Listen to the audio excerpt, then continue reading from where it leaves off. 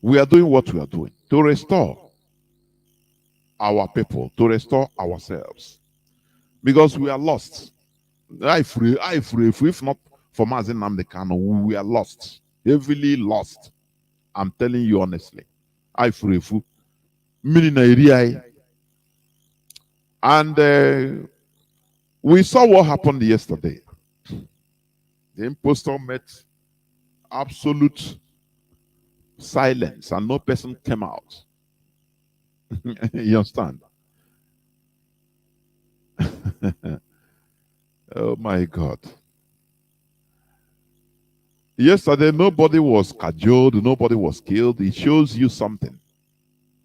That our people understand the command of IPOB. They understand that IPOB is leading this fight. You don't need to cajole them. No person was killed, in order to force it at home. No. They understand. Anya mo kakaraka. It doesn't mean anything. Anya mo kakaraka. It's not about going to shoot people, Well, our people, they understand. They know. They know what they are supposed to do at the right time. Our leaders say we shouldn't kill our people because IPOB is there to protect our people. So when you see people that are killing our own people, oh, sit at home, it will kill you, destroy you. Know that those people, they are not for your good. These are the people serving caliphate. Do you understand me? These are the people serving the purpose of the caliphate. Nigeria's finance minister, Zainab Ahmed, says Naira likely to weaken further. Is heading to 1,000 or more per dollar. That is the reality. So as our HOD made it known, for those in the wider Nigeria, Biafrans in the wider Nigeria, in Biafra land in the wider Nigeria, zoo, storing your money in the bank. Do you know that the Fulani, they don't put their money in the bank? Do you know that? That is why you see in their farms, not to divorce, no, they sack their husband. Foreign currencies. Do you understand me? When you put 1 million naira today, I think Mazi, the former, I explained a little about it. When you have 1 million naira in the bank, and that 1 million naira is supposed to buy 5 things. Today, you went to the market, you price something, that 1 million naira will buy 5 articles. You say, okay, you put the money in the bank. That 1 million naira is still 1 million naira till till the time you took it out. When in next week you take that 1 million naira, you want to buy that 5 things, you go, you see that it's not going to buy that 5 things again. It can only buy 4 or even 3. But your 1 million naira remains 1 million naira. That is hyperinflation. It's inflation. Because the naira is reducing in value. It's a paper. People should understand this. It's paper. Do you know that Nigeria have no, gold? They have no storage, gold storage. How do they call it? They have not. Whereas you see Britain, United Kingdom, the whole gold in this world, all these countries, that is what they store. They used to store. It's not cash. Cash is paper. They print the paper for you. Okay. Now, Nigeria doesn't produce. It's not a producing country. They never invested in brain, in human resources. The main reason why they failed to invest on human resources is who will gain it? Who will gain that human if they invest on human resources? They feel that Biafrans will champion it. And you understand? Do you see why Nigeria is being destroyed? So they say no. Because if it comes to meritocracy, production, now Biafra, they have to now promote Aba, promote Monewi, promote Onisha, promote Biafrans, building things. So they say no, instead of Biafrans to gain, to profit in this Nigeria, instead let everybody go to hell. So they start looting. They import everything. Everything. They start importation. If you set up a small factory to produce something in Biafra land, they go to China, they open door for Chinese to come to, bring their own very cheaper, to destroy your own, for you to run out of market. Because when you are selling, for example, you are producing slippers, you are selling your own one slippers 200 naira.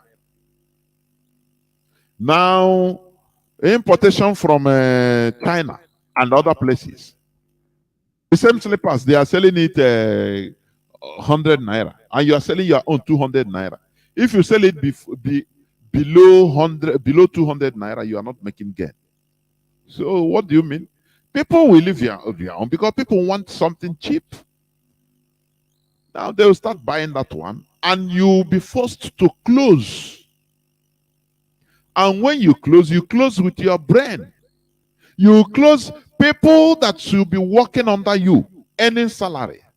They will not become money. They will not have no job. They will be forced to enter into a cultism. Some will become kidnappers. That is what is happening in Nigeria. Because the caliphate don't want to invest on human resources, on brains. Because they know that if they do it, the people those brains are Biafrans, number one. So they say instead of doing, do you remember how Gowon destroyed the invention of research and production of Biafra research and production? Biafra scientists that we are churning out weapons for Biafrans. Even those weapons, there are weapons that they never bring out before the war ended.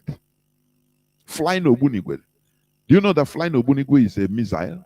Scud missile. I think they use the first one. They use it as I read in our account. They use it in Onisha sector. And they started ameliorating, bettering it. Because they said they fired the first one. After he was going. After he thought, they don't know what happened. It turned back, start coming back to them. But God, after he turned back again and went and hit the enemy in the other side in Onisha. Now they started to look after. They researched and saw the problem. Now they corrected it and started perfectioning it. Different shore battery, different types of weapons. Gowon called them after the war. They enthusiastically want to join Nigeria. Say, okay, thinking that they are talking with human beings. Gowon tell them, go and bring the whole blueprint. Come and explain to us your researches. They went and brought their whole everything. Their researches of many years, hard work. And after, go on, make sure that there is no one remaining. No paper, no more paper remaining. In their presence, go on, ordered their research, their black man invention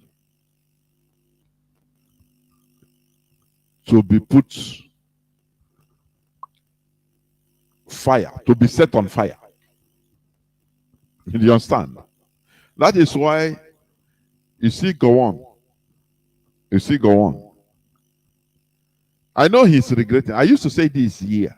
Silently he's regretting. But you Plato, his people, they are suffering his evil. They are suffering it.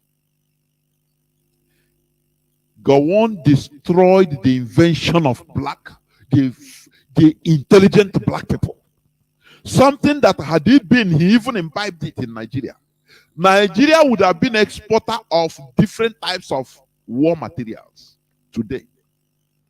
But because in order to deal with Biafrans, they are dealing with everybody. If you understand me. So that is why there is inflation. Nigeria don't produce anything. They print money only. So to get only natural resources, crude oil, in order to get foreign exchange, dollars, so that they can get, even it's no more reaching nothing. So they borrow money. Nigerian government is borrowing money to pay workers. In a country of 200 and something million, Nigeria is borrowing money. Even Japan, from Japan even. Japan that has zero natural resources, but what they have is brain. They are putting value on anything. Everything. Do you understand me? Now, people that are investing in their natural resources, on their population, they are borrowing money from them in order to give you just to feed. You know, it's just like somebody, you're a family man, every day. Maybe your brother give you 1,000 naira every day. Place you on 1,000 naira to feed. Go buy something, you and your family. Every blessed day, he give you. Any day he didn't give you, you are gone. That day you will go with empty stomach. Is it life? Won't you be tired? Nigeria is being destroyed because of the hatred of Biafrans. That is the reality. You know, Biafrans, they are the people that took Nigeria as their country. You know? But they are not allowed. And thank God for it. I thank God for everything that is happening, because Nigeria is not for us. Everything that is happening is divine. It's just like the Jews when they were building pyramids. You know, they were working hard under, to build. No way. And they left it. They built it and they left it for the Egyptians. They built Europe and they left it for Europeans. So that is it. So in Nigeria, they are only selling crude oil, natural resources, in a country of 200 and something million. So that is why there is inflation, because what everybody wants is money. That is that paper. You know, paper is nothing. It can go into flame. No value is added. When you have, for example, money, cash, and somebody with maybe a property like land, is a property, you can develop it. That person is more better than you that have cash, because that cash tomorrow it can go down. That cash, anything can happen. The Fulani Caliphate, they don't understand the running of modern governments and the hatred, the disdain they have on Biafrans. I'm telling you, that is a problem. So, let me continue. Let me continue on some news headlines before I go on. So, Naira will weaken further. If you know what is good for you, change your money into foreign currencies, so that even if it is in the next year, 1 year, you bring it out. When you change it, if you change the amount, you use 1 million naira to change into foreign currency, in 1 year it might give you 5 million. The same 1 million you change into foreign currency today and keep it. Maybe in a few weeks' time or in a few months' time, it will triple when you change it back to Naira. That is what our HOD is talking. Okay. There is this news. France seizes $5.2 million property linked to Congo president's son. Congo Sasungesu, Congo Brazzaville. Yes. You know why I say this is this. Foolish people will continue being foolish. Wise men will continue rising up. They will allow you. You know, they did this thing also to the son of Equatorial Guinea's president. What is that? The name of that is the president of Equatorial Guinea. His son. I think he's either France or Belgium. They seized every of his property. They say it's ill-gotten. You know what they say here is the ill-gotten money. After people are saying Yahoo, oh, people are doing Yahoo. But these countries are the number one Yahoo. They are doing it institutionally. You don't know.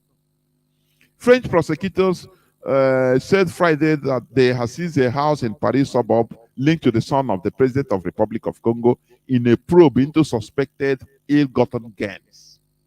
But when he was bringing that ill-gotten gains, building that house, you don't know. You allow him. No, black people are stupid, honestly. Honestly speaking. Do you know that it is even better in his country? So that even if they abandon, like some places in Congo, some places, some houses of the former Congolese president, not this Congo Kinshasa, I mean. Why is the dictator that died in Morocco? Why am I forgetting all these names today? What is happening to my head?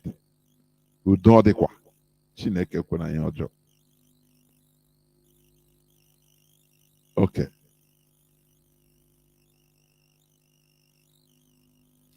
So this man, some of his houses are very heavy mansions. Congo Kinshasa, the former president of Congo Kinshasa, before he was deposed by the Mobutu family. No, Mobutu Sese Seko. Yes. Yes. Some of his houses in his village, in the forest, they are there. At least Congolese monkeys are using it. It's better than Europeans using it. Congolese monkeys and animals are snakes, and they are living there. It's better. At least it's in Congo. Mobutu's house. But you take your thing to your house to Europe, build it, put your money in bank. After, they will allow you. They know it's ill-gotten. They know that you are stealing from your people.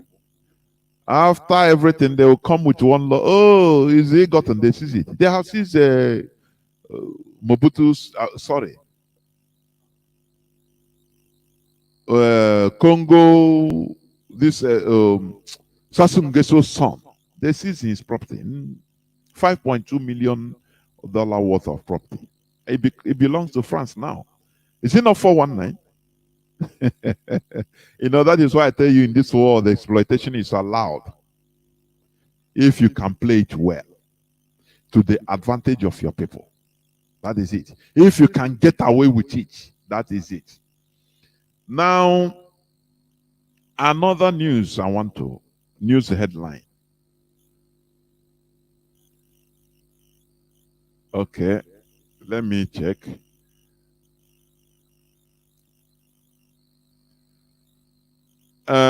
He said how Jonathan was duped as a vice president over picture of Yaradua, who was branded 5 months before he was brought to Nigeria. It's by Sowore. It's September 11 news. Which means now they are confirming that after all, Yaradua died and they hid it for 5 good months. Do you understand? And they kept Jonathan as vice president. Every time they will say, oh, president gave this order from his hospital bed in Saudi Arabia. He said this from hospital. You know, he's well, at least he's okay. Do you now see that what Mazi Nnamdi Kanu has been saying, what we have been saying in this hallowed platform is truth? Buhari died 2017. You know, the person that revealed the death of Yaradua was our sister, Dora Konyele. That is why this, you know, they poisoned her. Yes. Now, that is why they perfected this Buhari on. And Nigerians are, you know, dead body mugus. It's in the news, so it's not Biafran that wrote it. Jonathan was duped as vice president over picture of Yaradua, who was brain dead 5 months before he was brought to Nigeria. And that time, everybody, the president said, oh, he saluted the workers. Oh, he said, not knowing that the president has died. Do you see the caliphate? Now, after that, they perfected this. They say what happened to them with Yaradua will not happen again.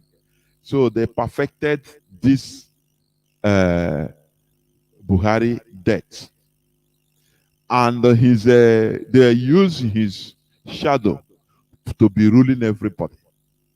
To the extent, Dele Momodu, when he interviewed our leader, he said, no, he met President Buhari the other day, and he's the same president. Our leader said, you are duped. A whole vice president, Jonathan, was duped. They keep on deceiving him that, oh, the president said he's alive. And who are you? Do you see the vice president of Nigeria now? Is he making any noise? They know that Buhari, he died 2017. His wife said, call me the wife of, the first lady. Stop calling me president's wife. Because I know that Buhari used to come to her in dream to warn her. People, you know, Nigeria, had it been Nigerians are living people, they would have asked questions. But lo and behold, Nigerians are dead body. When Aisha Buhari said, call me first lady, do not refer me, do not call me the wife of the president any longer. Did any person ask question? They use it to make joke. People don't ask, are you divorced with Buhari? If she's divorced, which means she's no more first lady. But Nigerians, the body cannot ask questions, or the body doesn't react. No, everybody continue his normal movement. Any day, either Fulani headsmen kill you. If they didn't kill you, Curtis will kill you. If they didn't do that, if not Curtis, Nigerian military will, or civil defense or police, they will shoot you to pieces. If not, kidnappers will do their job and kidnap you. And when ransom is being paid, they can still kill you. So, what is it? Dead bodies are moving. Until more physical pay. Jonathan was duped as a vice president for 5 good months. Now tell me, is Buhari still living?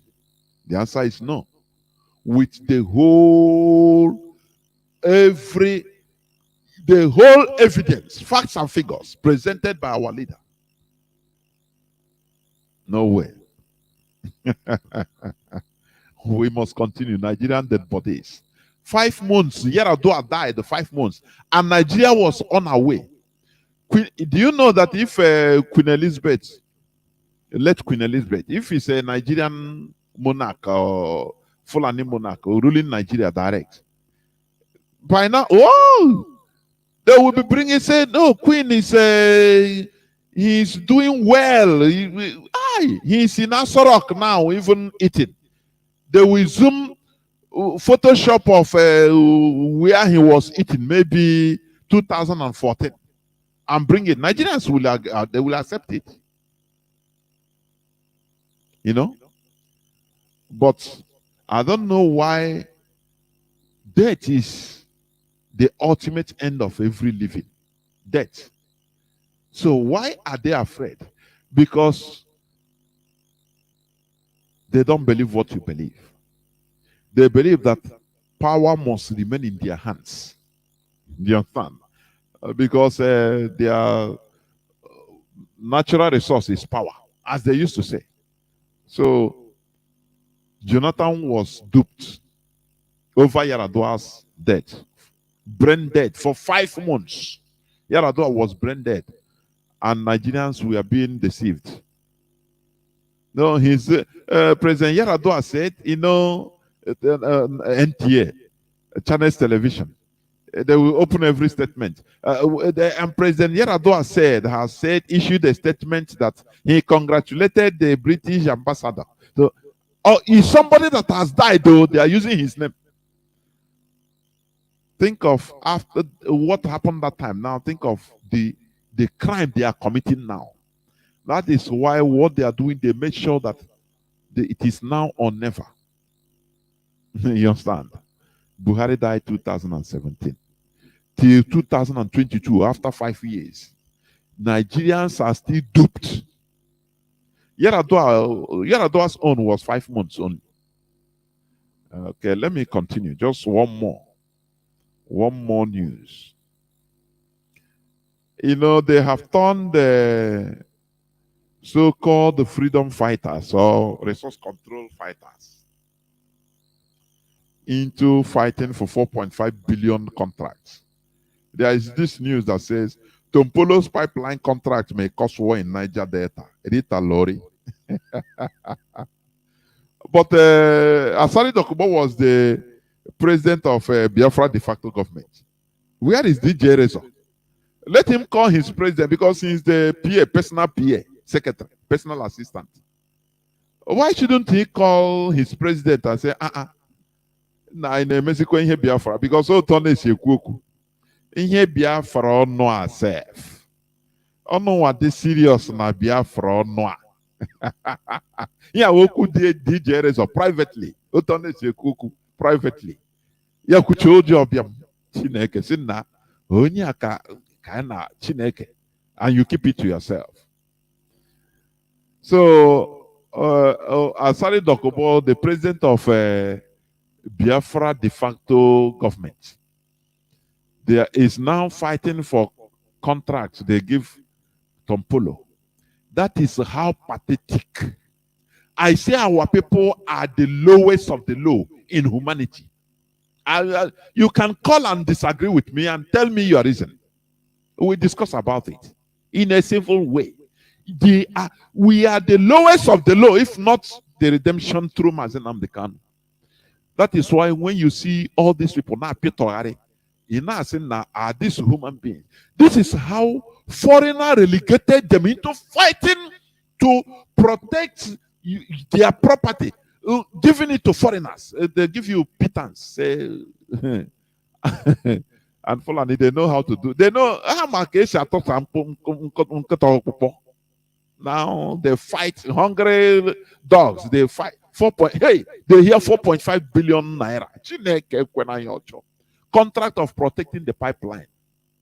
Do you see how they have human being, how the caliphate have recreated these people into pure useless zombies? Tomorrow they will come and talk and people still listen. That is, these are the people even I look at as the more zombie, more useless set of people, lowest of the low. One guy called, he said, black people, the Negroes, the wretched of the earth. But I call our people the lowest of the low in reasoning. I'm telling you. Look at how the caliphate have relegated people that say they are fighting to get what belongs to them. They relegated them into struggling, killing each other for crumbs. Whereas the caliphate is there in the high places, watching them laughing. And now Mosi, look at these idiots. Look at monkeys. When they call you monkeys, are you going to vex? Will you be annoyed? Tompolo's pipeline contract may cause war in Niger Delta. This is how pathetic it has been. Imagine that these people, they join hands together and say, no, it is either our thing or nothing. All of us. They give contract, no person takes it. Say, are you crazy? Giving me my own thing. They continue what they are doing consistently.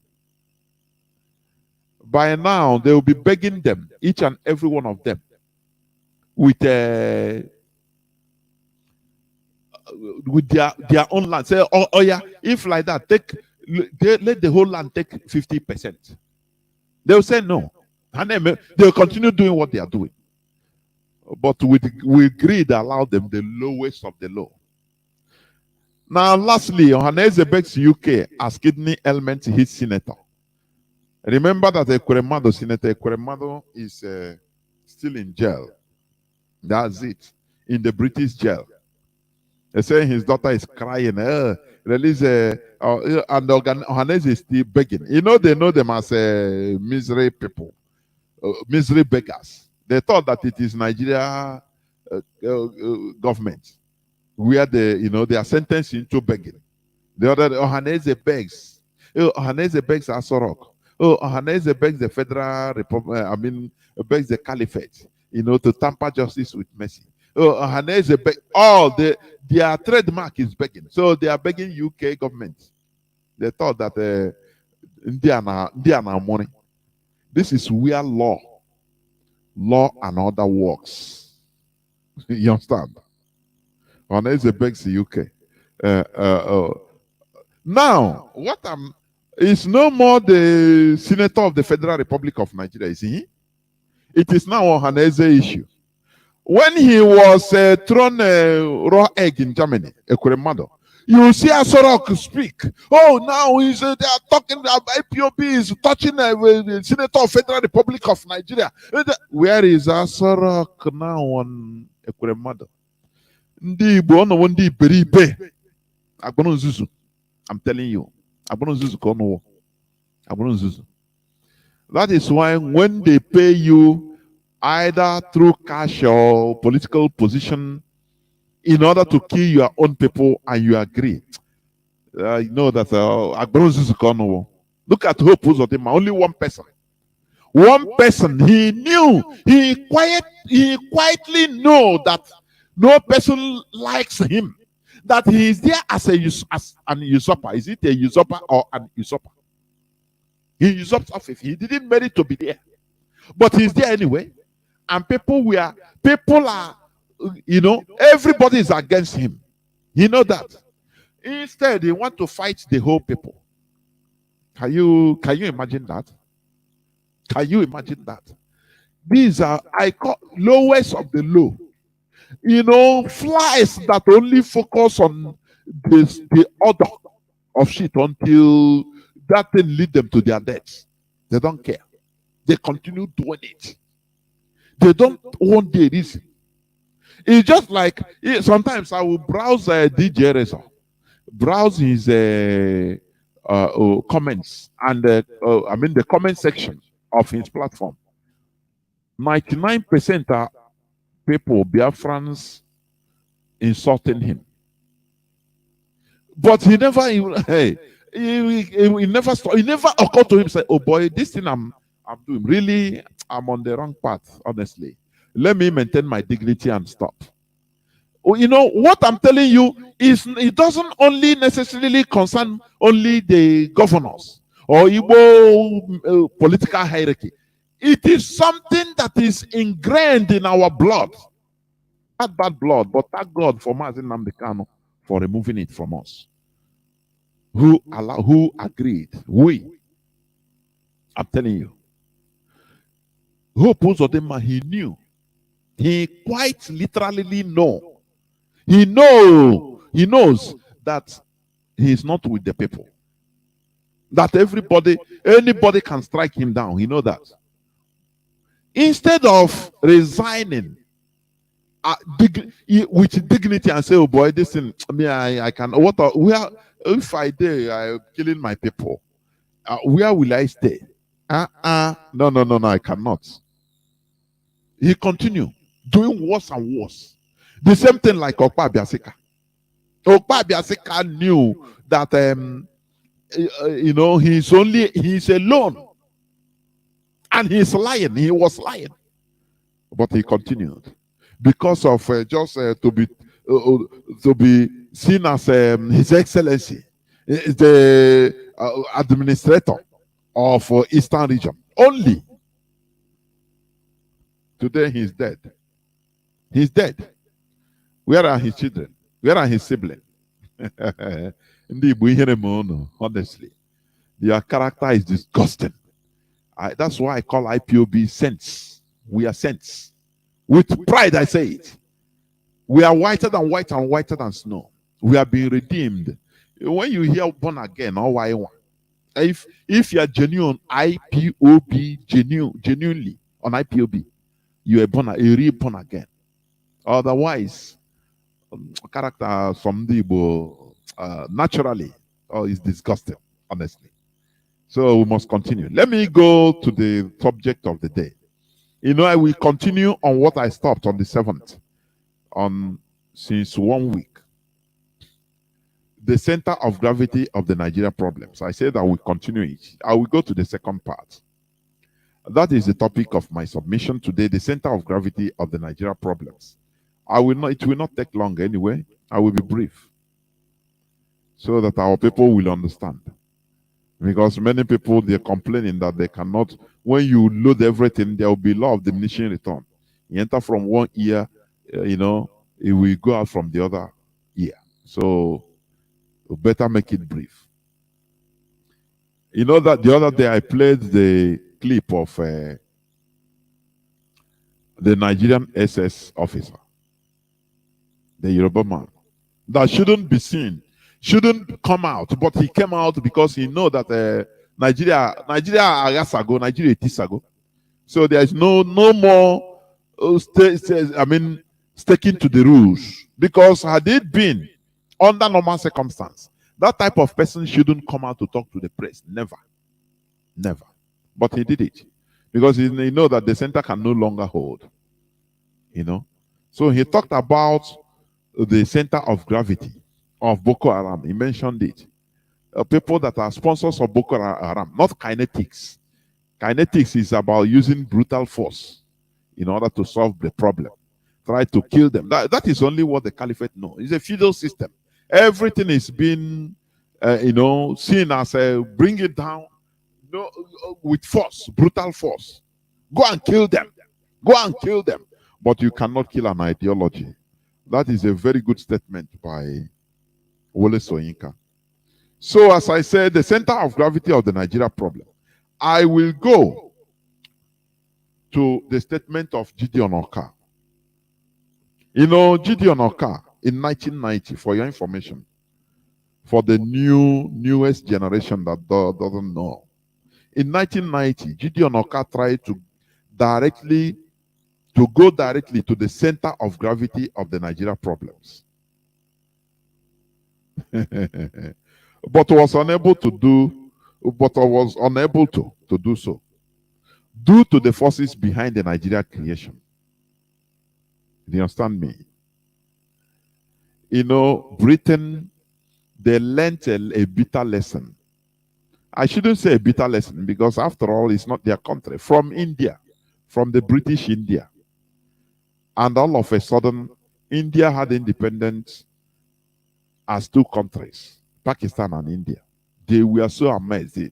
Now, they used that venom to come to Africa and charge this guy, Frederick Lugard, not to make the mistake of India, to hold the monkeys in Africa, in Nigeria, hold them as one. Do you see it? In 1990, Gideon tried to go directly to the center of gravity of the Nigeria problems, but was unable due to the forces behind the Nigeria creation. Do you remember Abuja Declaration of 1989 under Babangida? Do you remember? Babangida was in power from, I think, 1985 to 1993. For your information. He's still alive. A great statesman, elder statesman. That's what they call them. But these are the people that killed Nigeria. The people that were used. That Abuja declaration, we used to play it here on Radio Biafra. Go to YouTube, it's there. Pastor Bosum made it known. He stated, among other things, that only Muslims should be appointed to strategic positions. Non-Muslim religions should be eradicated, completely eradicated. Nigeria should become a federal Islamic sultanate, and Western law should be replaced with Sharia. You know, there is where I disagree with this thing they used to call Western law. What is Western law in our land, in Biafra land? What is Western? It is not, that is, we are pure Republicans. We have been. That is our nature. So when you say Western law, it seems that our law doesn't exist before the coming of Europeans. So don't talk about this Western law. Talk about the laws in our land. After all, we had equality between men and women for ages. Before the Europeans, before Britain came to Biafra land and saw our democracy and destroyed it. They appointed warrant chiefs. They saw that in our land we don't have one particular person as the main king of a village. No. Everything is decided through consensus. If anything happens in our land, town criers will go around and people will gather. When people, the elders of the land, people will gather and it will be explained. The decisions will be taken by majority. The people that say this, oh yeah, raise your hands, and people, this will raise your hand, they will count.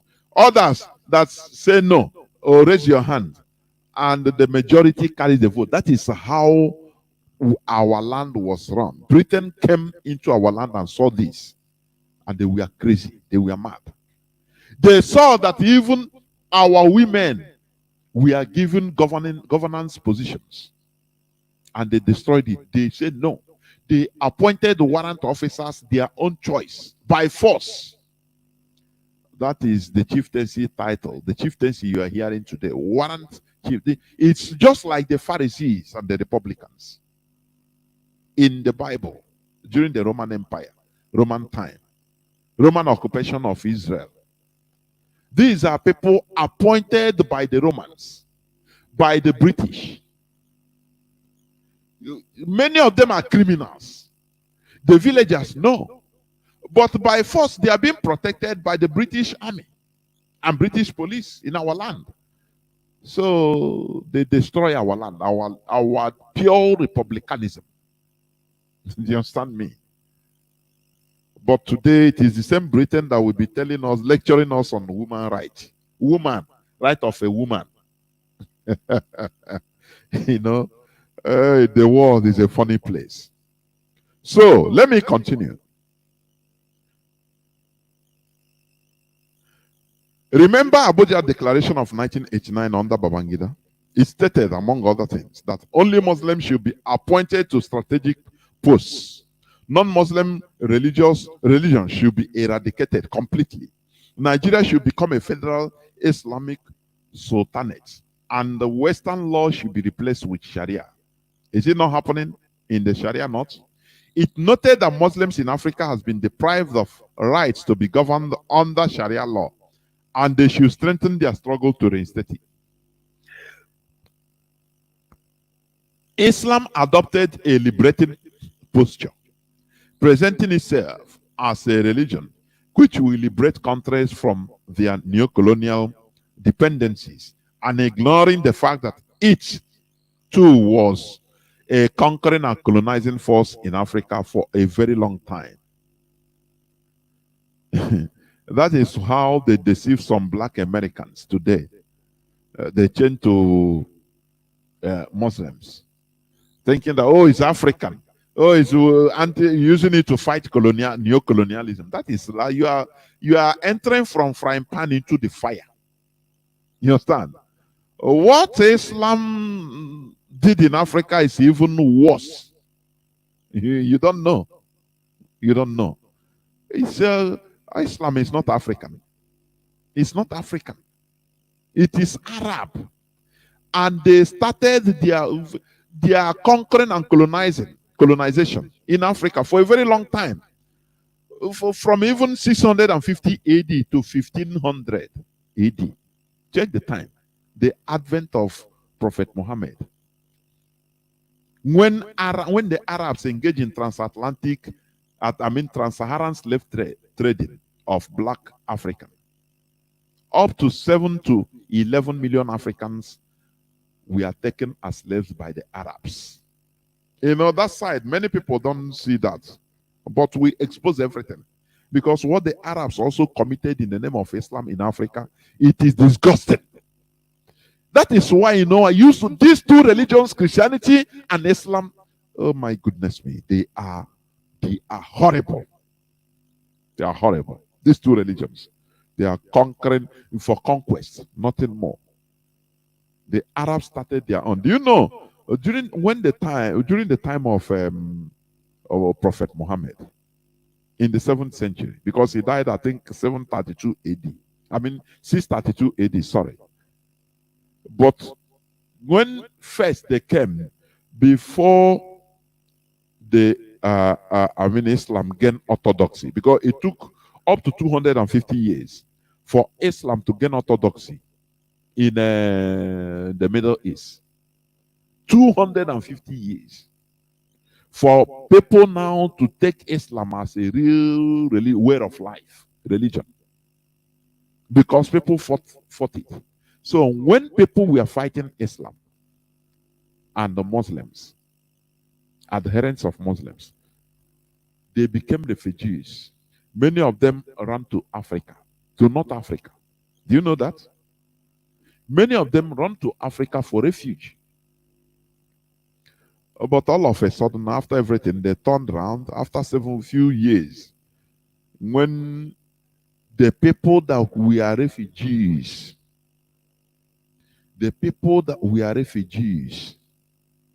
that we are granted asylum, people that we are being pitied, now they gain ground in Africa. They invited their people to come and start slaughtering Africans, those that we are harboring them in the name of conversion.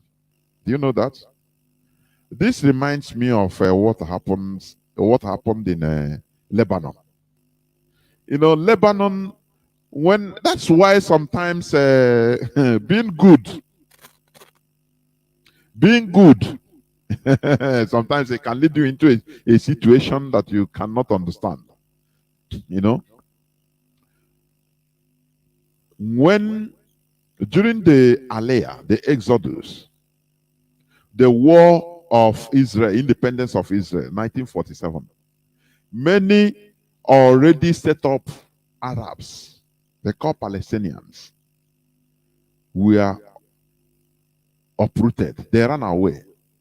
They became refugees.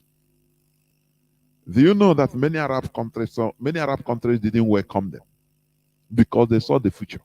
They didn't welcome them. Lebanon, who was that time Christian majority Arab country, what I'm telling you is a historical fact. You go and make your researches. Many countries like Jordan.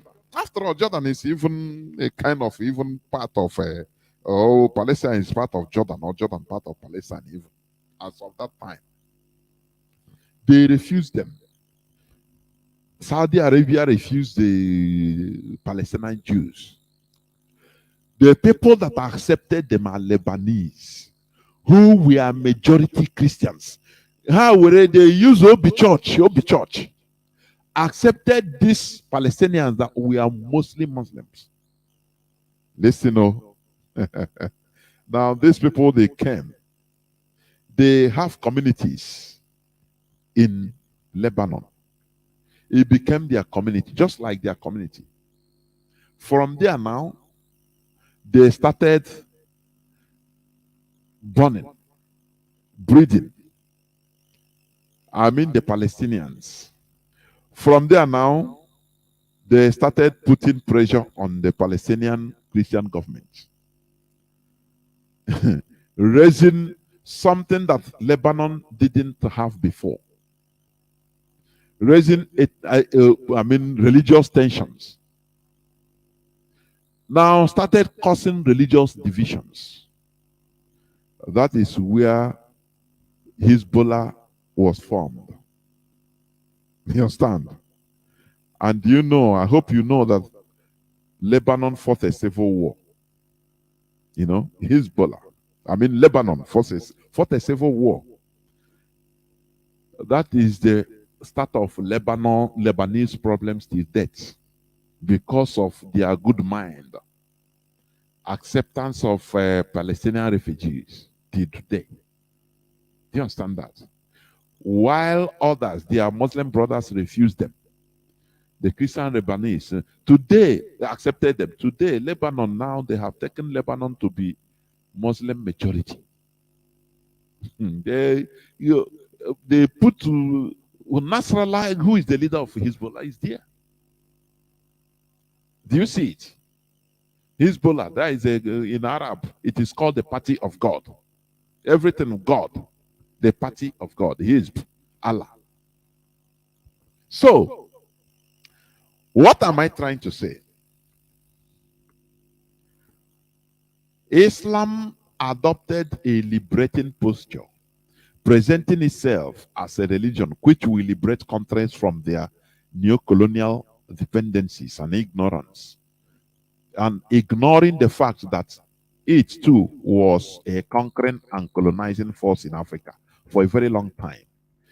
When the Arabs, from 650 AD to 1500 AD, when the Arabs engaged in trans-Saharan slave trading of black Africans, up to 7 to 11 million Africans were taken as slavery by the Arabs. As of that time, do you know maybe that time? Do you know the population was very minute?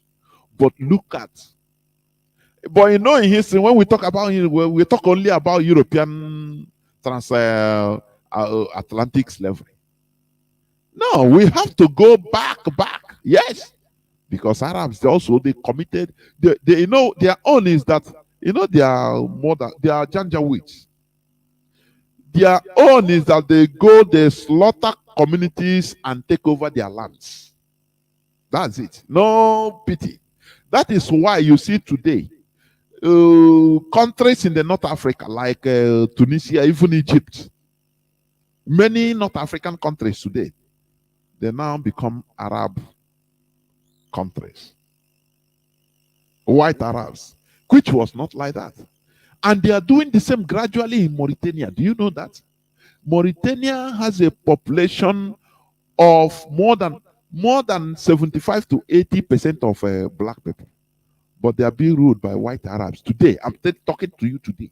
What they engage, they still, according to reports, secret slavery is still, open slavery is going on in Mauritania. In the next maybe century, you will see that that place now, which is only maybe 20% of white Arabs, will now become almost 90 or 95% of white Arabs. Do you understand? That is how they displaced the black people living, the indigenous people in North Africa. During the 7th century, the Arabs invaded North Africa 3 times. During 7th century, bringing not just a new religion, but a language and customs that were alien to the native Berber tribes of the Sahara and Mediterranean hinterland. You see that?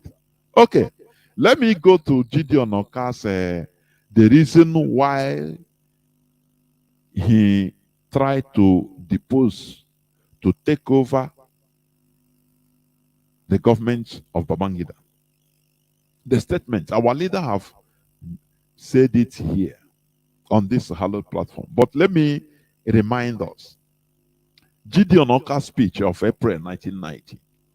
Fellow Nigeria citizens, on behalf of the patriotic and well-meaning peoples of the Middle Belt and the southern part of this country, I, Major Gideon Oka, wish to happily inform you of the successful outing of the dictatorial, corrupt, drug baronish, evil man, deceitful, homosexually centered, prodigality, unpatriotic administration of General Ibrahim Badamasi Babangida. You know, he put homosexually centered in 1990.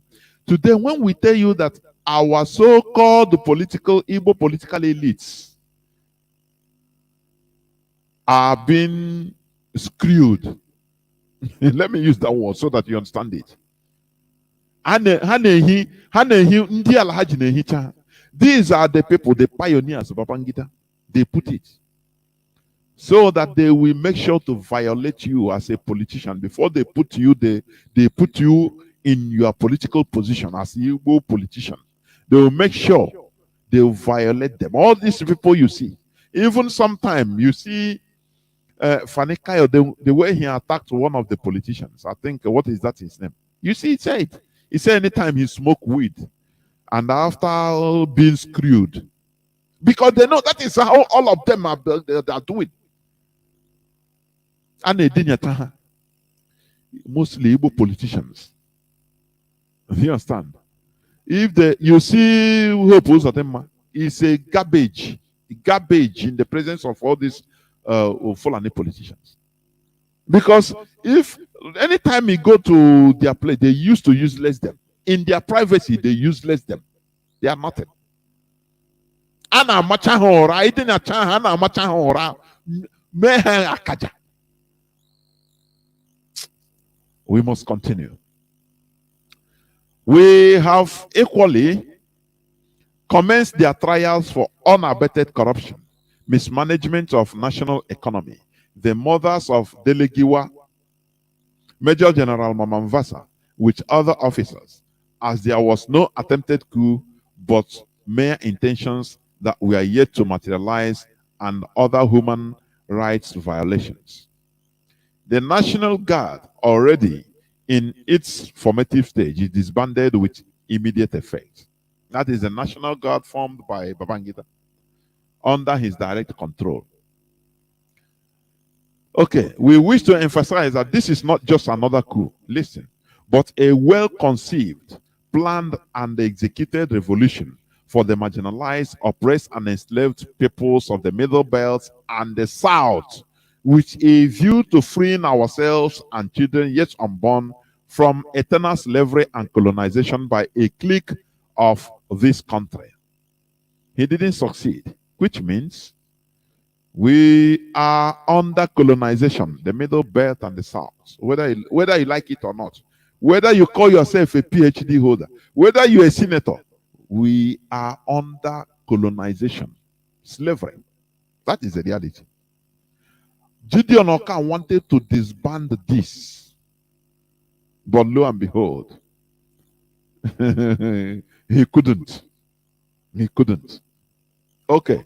Our history is replete with numerous and uncontrollable instances of callous and insensitive, dominatory, repressive intrigues by those who think it is their birthright to dominate till eternity. That is the caliphate. The political and economic privileges of this great country to the exclusion of the people of the Middle Belt and the South. They have almost succeeded in subjugating the Middle Belt and making them voiceless, and now extending them to the South. This was 1990. This was 1990. It is our unflinching belief that this quest for domination, oppression, and marginalization is against the wish of God and man, and therefore must be resisted with every vehemence. Anything that has a beginning must have an end. It will also suffice here to state that all Nigerians without skeleton in their cupboards need not to be afraid of this change. However, those with skeleton in their cupboards have all reasons to fear, because the time of reckoning has come. For the avoidance of doubt, we wish to state that 3 primary reasons why we have decided to oust the satanic Babangida administration. The reasons are as follows: to stop Babangida's desire to cunningly install himself as Nigeria's life president at all costs, and by doing so slowpoke the progress of this country for life in order to be able to achieve undesirable goals of his. He has evidently started destroying those groups and sections he is perceived as being able to question his desires. I'm just selecting some parts anyway. But is Nigeria, is Babangida not the life president? As a presidential candidate in Nigeria, you must go and meet Babangida. Remember when good Lord Jonathan entered there, he want to go, he need a weapon. They block him. He want to go and beg, go and meet Israeli prime minister that time. Whether it was Shimon Peres that time, I don't know. I forgot. Upon reaching Israel, the Mossad say, "Oh boy, you are not going to see the president, though. A whole president of Nigeria." They told him, "You are not going to see the president." Say, "Why?" Say, "No. We have our agent in Nigeria. Go back. Go back to Babangida. He is our agent. So anything he tell you, you do." For you to know that country, there is no sentiment in countries. It is what they can gain. Babangida is an agent, just like Obasanjo. That's the reality. So poor good luck Jonathan. He now come out on the Wailing Wall to pretend. He wrote in the newspaper, President good luck Jonathan went to Jerusalem to pray for the success of his rule, this and that. But people they know, people that knows. You understand? That is it. When he now went to Babangida laughed and said, I think you'll be wise man. I was watching you. This Niger. Go now. Agaracha must come back. Go now and see president. I laugh. He said, even before I talk to you, go and call, what is the name of this man? He gave him the name of somebody he must put. He said, before even we start discussion, this man must be in charge of your security. What is this man's name of his national security advisor? NSA, yes. Now, Paul Goodluck, he went to the guy. He called the guy. He said, come. The guy laughed. Said, I know why you are calling me. Please, before I even answer you, put Lamido Sanusi to the position of central bank. He will be in charge of cash. Before even I answer, I honor your invitation. And the poor Jonathan have to do that. That is why, if I'm looking at Mazi Obi, I say with your intelligence, but either you are mischievous or you are ignorant. You are ignorant. How do you think that a place like Nigeria, so sophisticated, that people have, the shareholders of Nigeria will allow you to do these good things inside your brain? How? There I know that sometimes our people, I don't know. That is what I say. Our people, they will continue going. That impossibility, they know it's impossible, but because of what they will get. Look at Jonathan. You now, how are you going to do? If the whole world, they lobby, the whole world, they will block you. If they block you on because this caliphate, the money they are they have money. They use it to buy people all over the world. Now, if you come as a president and they block you, say no, you cannot. You see, that time ISWAP will be coming to Abuja openly, and you have no gun, nothing to fight them. What will you do? You run away from Asorok? Or are you going to, as a president, carry gun and carry AK-47 against people that have superior equipment? Before they will give you condition, Before we allow you to buy so thing, to do so thing, put our man at least first of all to be in charge of your security. When one of them is in charge of your security, you are finished. You are diminished. That is why Jonathan was afraid, because his security is in their hands. So what somebody can poison him, even not gone, poison his food, because they are in charge of his feeding. They are in charge of buying something for the president. They are in charge of, when we talk about security, people think it's only carrying gun. Oh, no. People that know where presidential food come from. People that have access to they are the people to check the garri the president is eating. They can put cyanide there.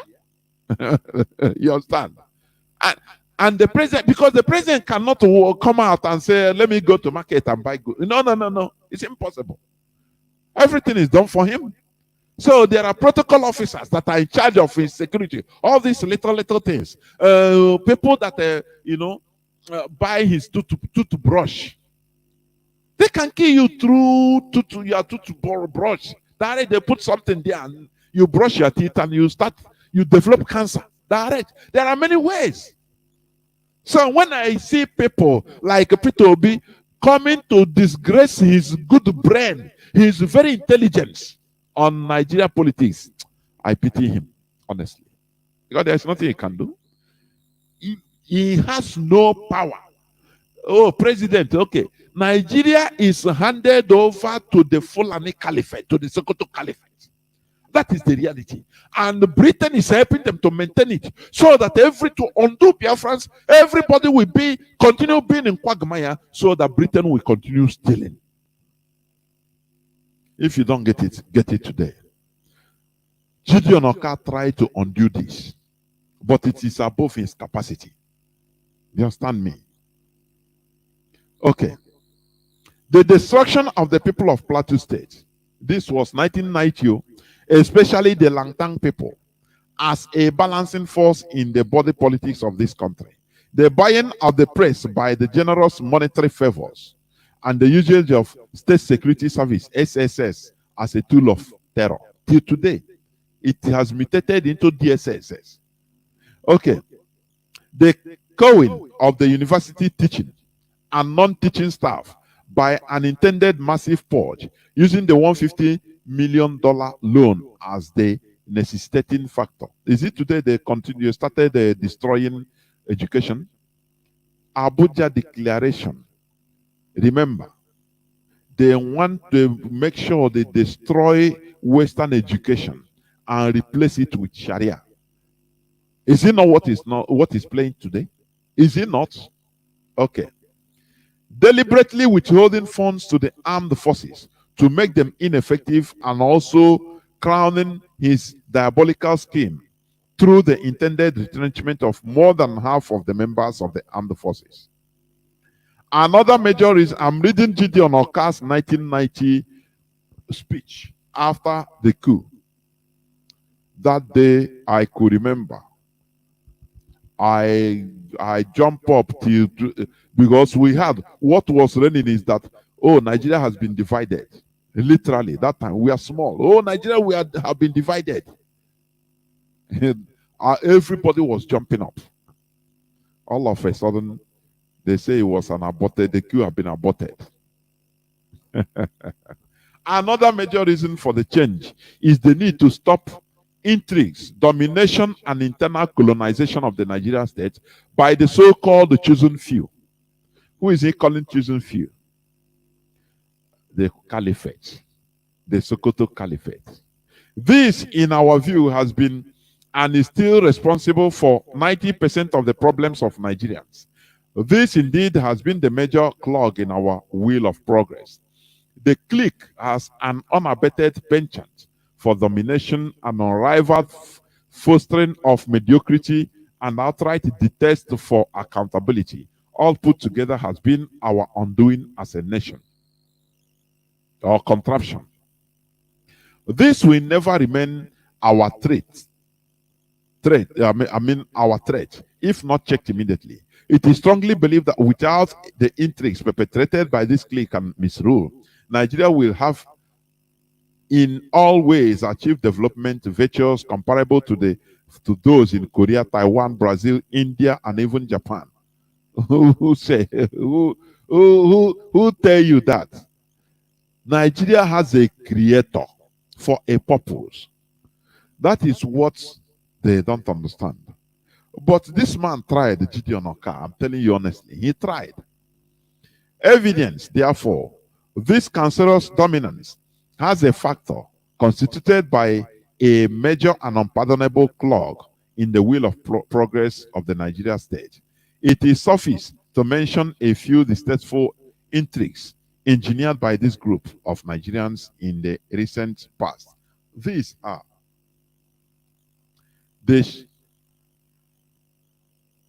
the shabby and dishonorable treatment meted on the longest serving Nigerian general in the person of Dom Kadbale. Okay. The wholesale hijacking of Babangida's administration by the all-powerful clique. The disgraceful and inexplicable removal of Commodore Ebutuki with Professor Tam David West, Mr. Aret Adams, who is late now. Is Aretedenekai Adams, and so on. The now pervasive and ongoing retrenchment of middle-belts and southerners from public offices. Do you see when they started, how they started gradually? These are the people that helped them to fight Biafra. Do you understand? That is why I say, if people doesn't have foresight, political foresight, I'm telling you, it will be difficult. Other indigenous population were rallied by the Sokoto Caliphate to fight Biafra. You know, the only time, their only chance of liberation as of 1967 to 1970. Now, with the help of BBC, they destroyed the mindset of everybody, say it's Igbo coup. The Nzogo that is more outside than Igbo, that wants to save Nigeria. People that wants to save Nigeria, now they turn them against those people that wants to save them. They turned everybody against Igbos. And the result is what everybody is getting. Do you see it? When people cannot calculate, you know, human being, that is why you need to be sophisticated in calculations. It's highly sophisticated. In making political decisions, you have to be sophisticated. It is not where they carry you. As I was saying, the Eche people, we are not Igbo. We are in River State. These are people, very primitive set of people that should look and see beyond their disdain, their hatred. When you are making political calculations, you remove hatred from it. Remove emotion. See clear. Make sure you are not making it under the influence of alcohol. See clear. Be yourself and ask questions. Weigh the pros and cons. Think 360 degrees. Now that time you can make, you can make your decision. If somebody told Gowon that his hometown will be taken over by the caliphate, people that he himself was running up and down, one night fighting, liberating, saving Nigeria. Today he is in agony. He is in a complete agony. That is why they will tell you Gowon is a prayer warrior. He prayed in a church of fire. He prayed in a church of hell. He prayed here and here as a prayer warrior. In order to escape the agony he is facing. Because his conscience is telling him, look what I have done. I would have saved this situation. But look, they use me to perpetrate all this evil that is coming to my people. I caused it. But he cannot say it loud. He will be talking to himself. He knows it. Do you understand? This young man, Gideon Oka, tried, thinking that Nigeria is just what you are seeing. The same way Peter Obi now is looking. Very intelligent. Peter Obi, if Biafra comes, he's supposed to, he can do something. But he wants to waste his intelligent life going on a journey that is absurd. That is the one I'm putting it. The way you see Nigeria is not the way it is until you enter inside. Now you start seeing clear. Go forward, you don't want. Go backwards, you cannot. You stay into quagmire. That is why, like Jonathan On, when he saw the reality, what did he do? He opened the way for criminality. What I mean, corruption. Now loot as you want to, because this country now, wow. You want to enter into electric, or you want to solve electricity problem. The owners of Nigeria, the tigers and the jackals will come out and threaten you. Don't ever go there. This is our sector. Leave it like that. They warn you, both in physical life, both in the dream. Even if you are buffing, they'll come out at the wall and warn you. You want to leave? Don't put hand in this sector. That's it. There you start seeing the reality. That it, after all, the people you are living with, they are not the same human being. There is a purpose for Nigeria by the Creator. And we should not allow ourselves to continue being a part of that. That is the only remedy. Let me continue a bit. The countless, the deliberate impoverishment of the people from Middle Belt and the South, making them walking ghosts and feeding on the formula 011 or 000, while aristocratic class and their stooges are living in absolute affluence on daily basis without working for it. Okay. Other countless examples of exploitative, oppressive, dirty games, intrigues. Okay.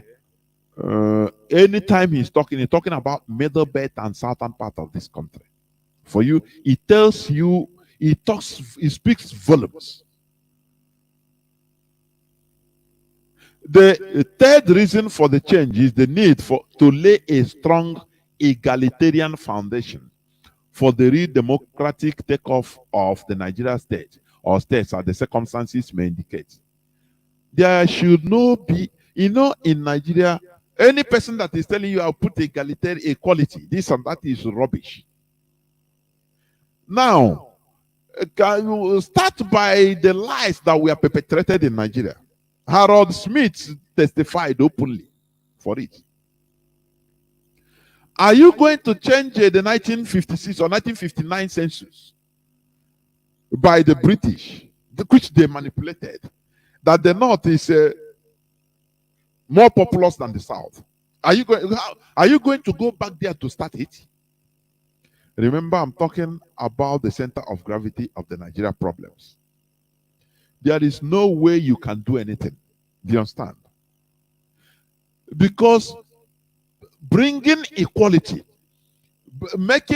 laying a foundation of a strong egalitarian foundation, as Gideon Oka said in 1990.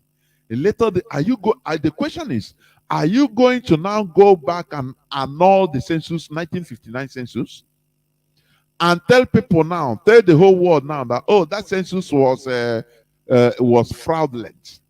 That, look, Southerners are more in number than the North.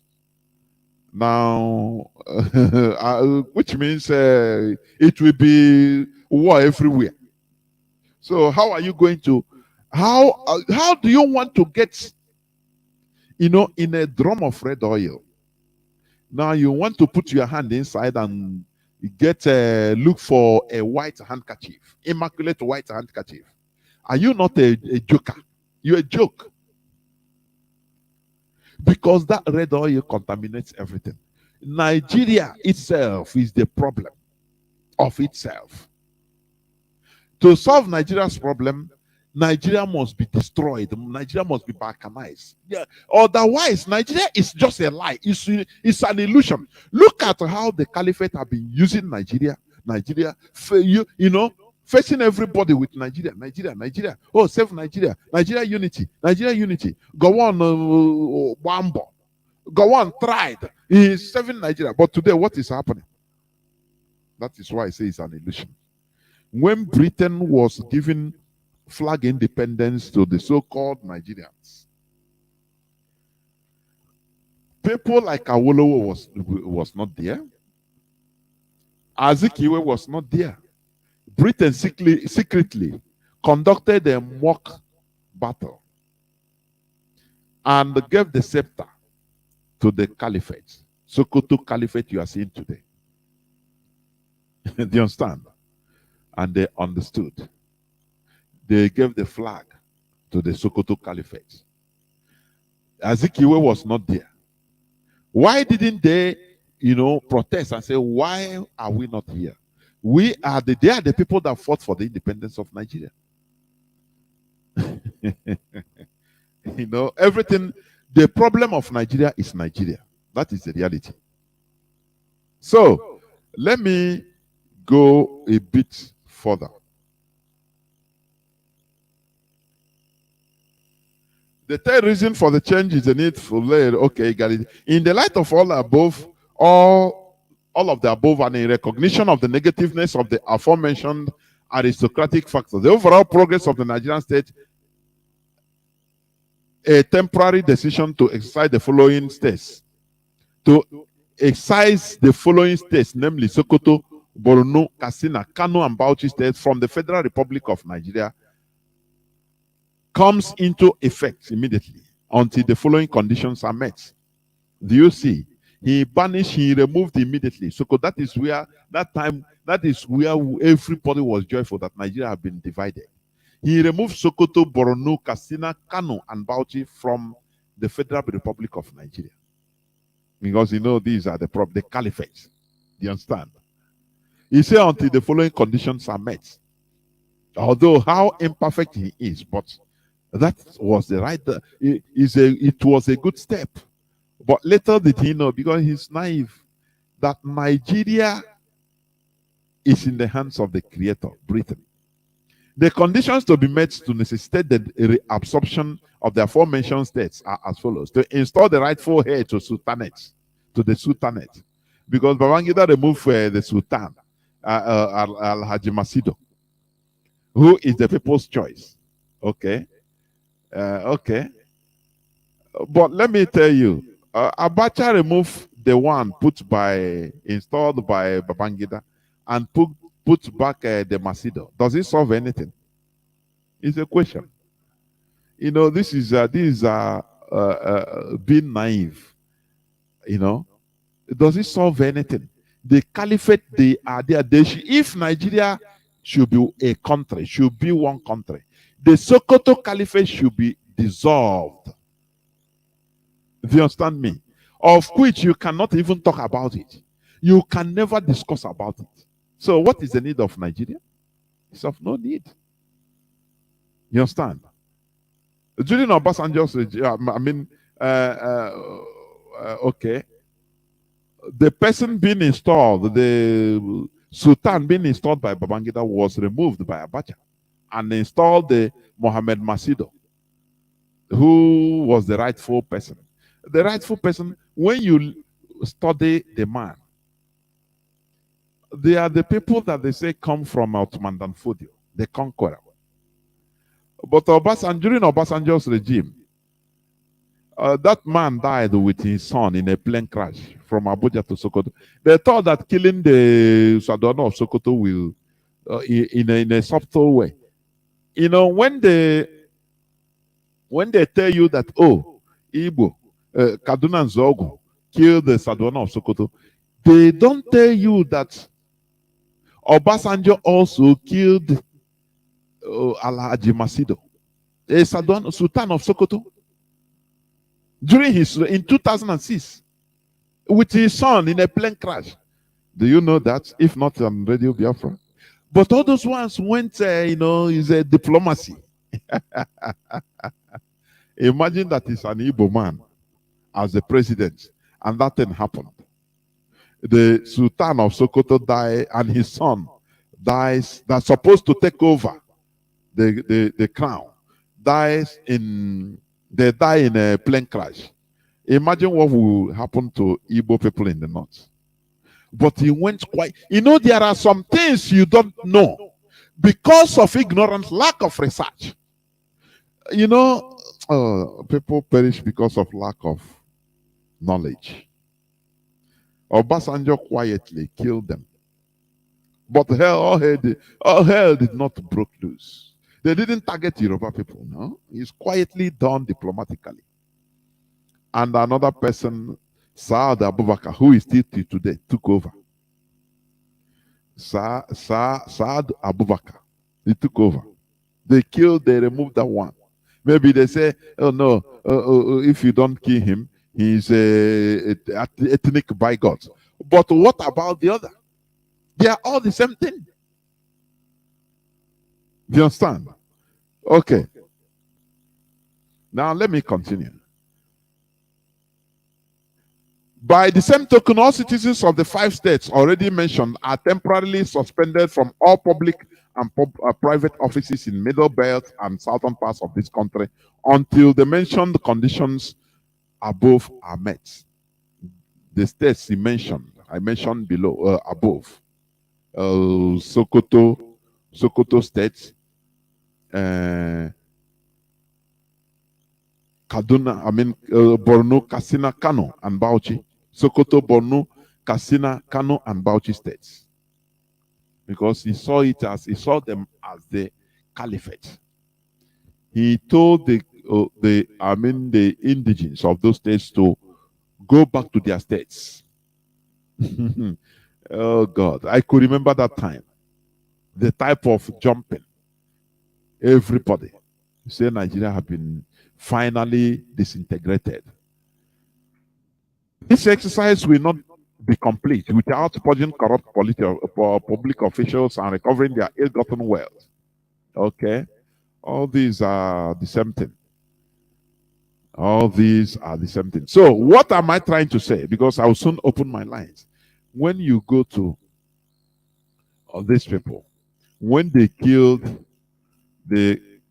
aborted the coup, the military coup, when you look at the list of people they killed, Middle Beta, that is where they destroyed Igbo people in Nigeria army also.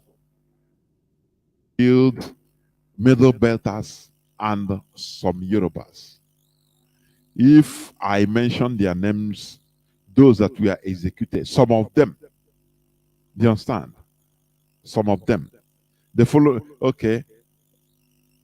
Among those killed are Captain A.A. Monju, who was spared by the First Military Tribunal, headed by Major General Ike Omar Sanda Wachuku, GOC, 1 Division, Nigeria Army, Kaduna. These are people. He sentenced them. Non-commissioned officers were, okay, look at some of their names. Some of them. Andrew Omar, Malaki Ayogo, Shehu Omeje, Ojo Adegboyega, Edembasi, Dixon Omenka, Obioma Esiwoko, Emmanuel Onoje, Olarenwaju Ogunsola, Thomas Ago, Iruabuchi Anyalewechi, Ebetiem Pius, and Latif Ayola. Peter Abu Agi, Godwin Donko, Joseph Ode, Anthony Courier, Thomas Ago, Matthias Ode, Sunday Asukuo, Henry Eguoje, Magnus Ekechi, Celestin Ofuku, Roland Odogu. And remember in 1992, Babangida finished some military cadet officers. Have you forgotten? In the Hercules plane crash in in Lagos, after taking office, Babangida instituted the Abuja Declaration. Therefore, we should face the reality if we want to survive, develop, and advance as a people. We can never coexist with a people that doesn't share common vision with us. That is the reality. When the Sultan of Sokoto, he is a Sultan of Sokoto. His name is Muhammadu Saad Abubakar. He's the heir to the 2-century-old throne founded by his ancestor, Sheikh Osman Dan Fodio. Do you understand? Leader of the Maliki school of Islam and the Qadri branch of Sufism. Do you see people that we are forced to remain in the same country with? Ottoman Dan Fodio lineage. And remember, Ottoman Dan Fodio is partly Arab. According to history, it's true. From the Torobe clan of Fulani, Torobe. That is why Torobe is the superior clan in Fulani tribe. It's true. So Saudi Abubakar is one of Ndiojoaha. These are people that come from the lineage of Ottoman Dan Fodio that he conquered, he brutalized the indigenous people in the north, coming to Middle Belt. And we are, forced to live inside a country with them to be called one people. Why can't you think? Oh, you foolish people. Why can't you make use of your brain? It's impossible. As long as Sokoto Caliphate remains intact, it is impossible for a country like Nigeria, where they are controlling, to grow, to advance. Because they are still continuing that 200-year-old conquest agenda by Ottoman Dan Fodio. That is why that caliphate he formed is still there. Ottoman Dan Fodio formed the Sokoto Caliphate. It was named as the original Hausa name of Sokoto was Gobe. Do you understand? But he abolished it and put the Fulani name Sokoto and make it a caliphate, the biggest Fulani caliphate in Africa. That is why they say that Allah has given it to them. So you see that the Nigeria problems, the center of gravity of the Nigeria problem is Nigeria itself. No person is irreparable. Whether go east, west, north, south, it is irreparable until Nigeria is balkanized, removed from, destroyed from that originality of the owners. Once it's balkanized, it's finished. Do you understand? Their power now goes. That's it. But somebody will tell you, I will come and do this. I will do Nigeria. Did he work more than Gideon Oka? He's a military officer. But look at what happened to him. He saw it. But what happened? The Sultan of Sokoto, the Sokoto Caliphate, as long as it's intact, there is nothing you and I can do. We have no common value. We should face the reality. The question is, how can a caliphate founded by Ottoman Dan Fodio continue coexisting with us as a country? Where are we supposed to have common goals? Where we are supposed to have common goals? Practically, the question is, how can a caliphate founded by Ottoman Dan Fodio continue coexisting with us as a country, where we are supposed to have common goals? It is practically impossible. Practically impossible. The only solution to this mess is in Nigeria is to rearrange Nigeria back to our natural selves. The same solution applied by the British colonized India, where they restored their normal nomenclature and become natural and became successful today. India, for India to be where they are today, they have to go back to themselves. Do you understand what I mean? They went back to themselves and said, no, it cost them lives. Yes, it caused commotion. You know, Nigerians, there's something funny I see about Nigerians. Oh, no, no, no, no, no, no. Let us continue. We have to forget the past and continue. But please, you don't bring disorder. Before order will come, there will be disorder. It's a must. You are not the first and will never be the last. Before order came to Europe, there was heavy disorder everywhere. Everywhere. For India to continue, to survive today and succeed, be a successful country, the rearrangement of India cost millions of lives. It cost commotion. Do you understand me? Movement of people. People came from Hindus that were living in a Muslim majority area. They pack away and came to their brother Hindu. That is it. And vice versa. So, even the northern Christians, the northern indigenous people, Hausas and other people that are non-Fulani, that are not feeling safe, if Biafra is come, they can come back to Biafra land. It is normal. It was done in India. And if some Igbos that think they are more Muslims than Mecca, they can pack away from Abakaliki and went to Kasina. It happened in India, for goodness sake. Today, that is why you can go to India and have very nice medical holiday. You understand? That is why India is progressing. It's a nuclear power together with Pakistan. But they solved the problem once and for all. You know, their independent master, Mahatma Gandhi, was saying, no, this is I fought for this independence of everybody. I don't want this country to divide. Go and study history. Because why? Our people are ignorant. They deal with emotion. No. Mahatma Gandhi was slaughtered. He was killed, shot and killed. Because, why? Because he was trying to take them back. He was trying to use emotion. As a father of the country, I fought for the independence. I don't want India to divide. Both Muslim and Christian, we stay together in peace and unity. One Hindu extremist, one radical hardcore in Hindu went and shot him to pieces, and he died in 1948. You understand me?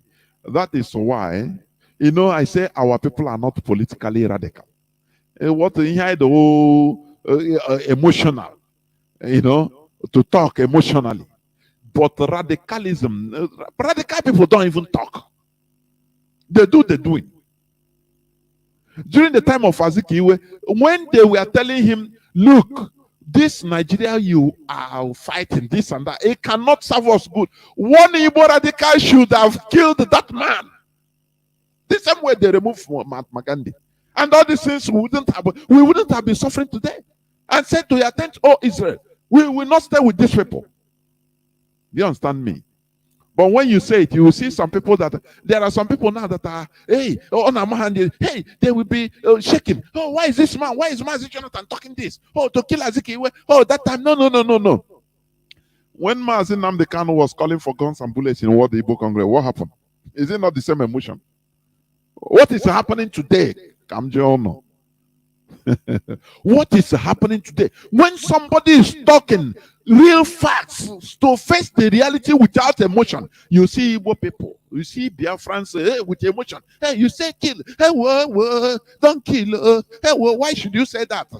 Instead, they will look for you to kill, to sell you to be killed and slaughtered, instead of removing the problem. And we continue suffering. Mahatma Gandhi, they killed him. His own people that he fought for their independence, they remove emotion and kill him. And they say, yes, this man tried to get independence for us, but he's trying to set us back. He within small time, he will die and go. I want our future generations to suffer.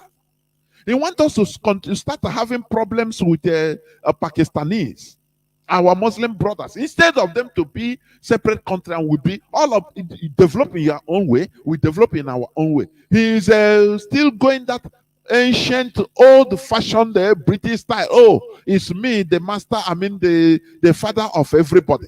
Come on. One man took that is why, I say people that have white collar, I'm telling you, they have red lines. They are hardcore, they are radicals. They don't even talk before doing anything they are doing. They just do away with you. They don't care about their life, because they know that in the future generations will look back and thank that person that killed him and say, yes, you did the right thing. They remove emotions. You understand? But we are filled up with the useless emotions, and that is why we are suffering. Hey, think beyond emotion. Think beyond the 4 years of temporary pleasure, being Igbo president. Think beyond the 8 years. Our people cannot do it. All they care is, now let it be.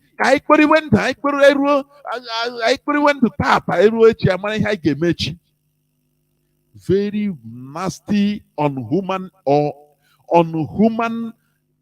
mantra.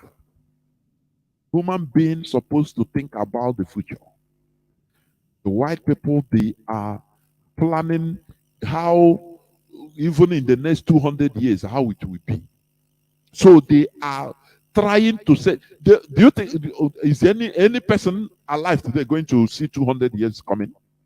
150 years, everybody, both every child that is born today will die off in the next 150 years. Or less even. But the white people, they always look around and say, look, if we do this, let us start today. It might not be reasonable today, but in the next 200 years, in the next 100 years, people that time, they will be enjoying it.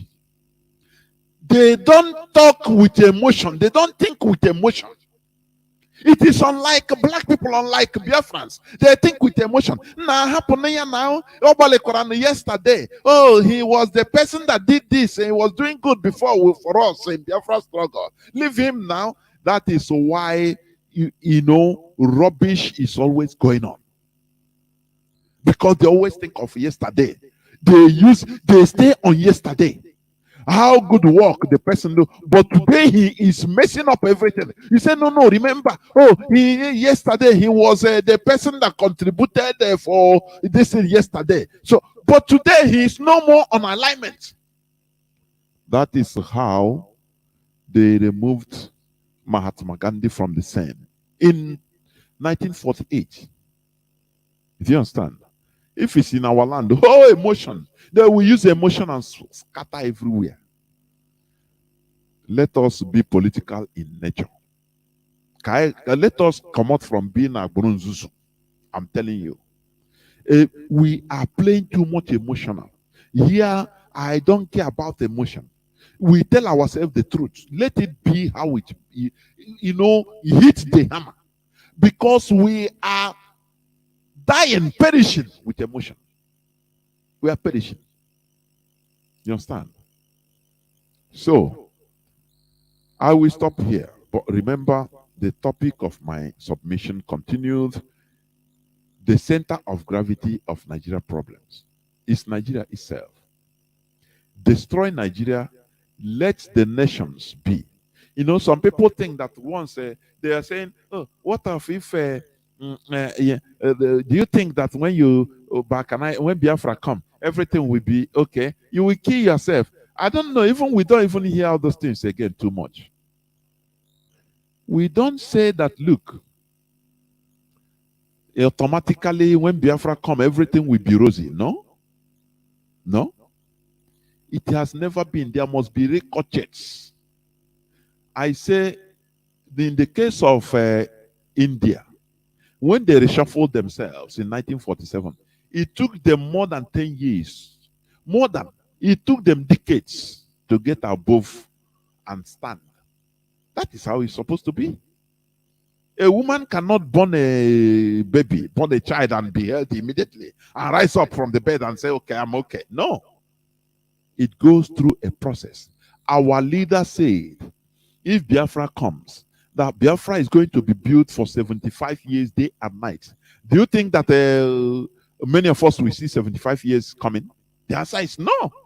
But we are doing it for the future generations. Do you understand that?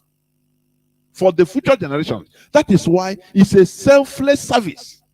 That is why any genuine IPOB member, call yourself a saint. You're a saint. Because you're doing something you know, sacrificing something you know, you might not even get it. Biafra will come at the start of Biafra restoration. If Biafra comes today, you see tigers and hyenas will rise up.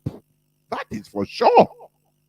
People will rise up with ugly heads. That is for sure. It is not something extraordinary.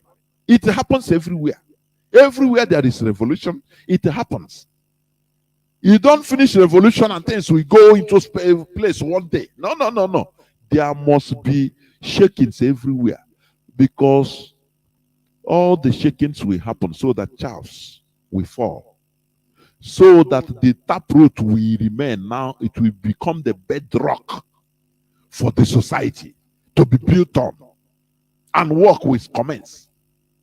People will enjoy it in the next years. 50, 100, 200 years, that time people will look back and say, oh, thank God for our ancestors. Do you understand? So, the center of gravity of the Nigeria problems is Nigeria itself. Destroy Nigeria, and you see the people will develop their own way. This is where I'm going to stop. I'm going to go into a few minutes break, so that when I come back, I will open the lines. Please don't go away.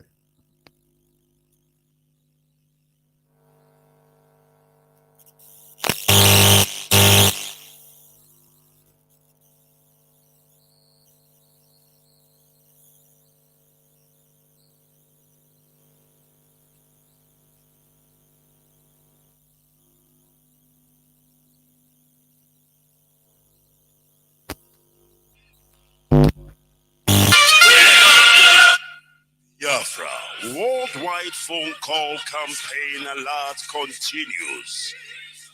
BBC, a propaganda machine and racist media set up by the Great Britain to oppress the oppressed people of Biafra.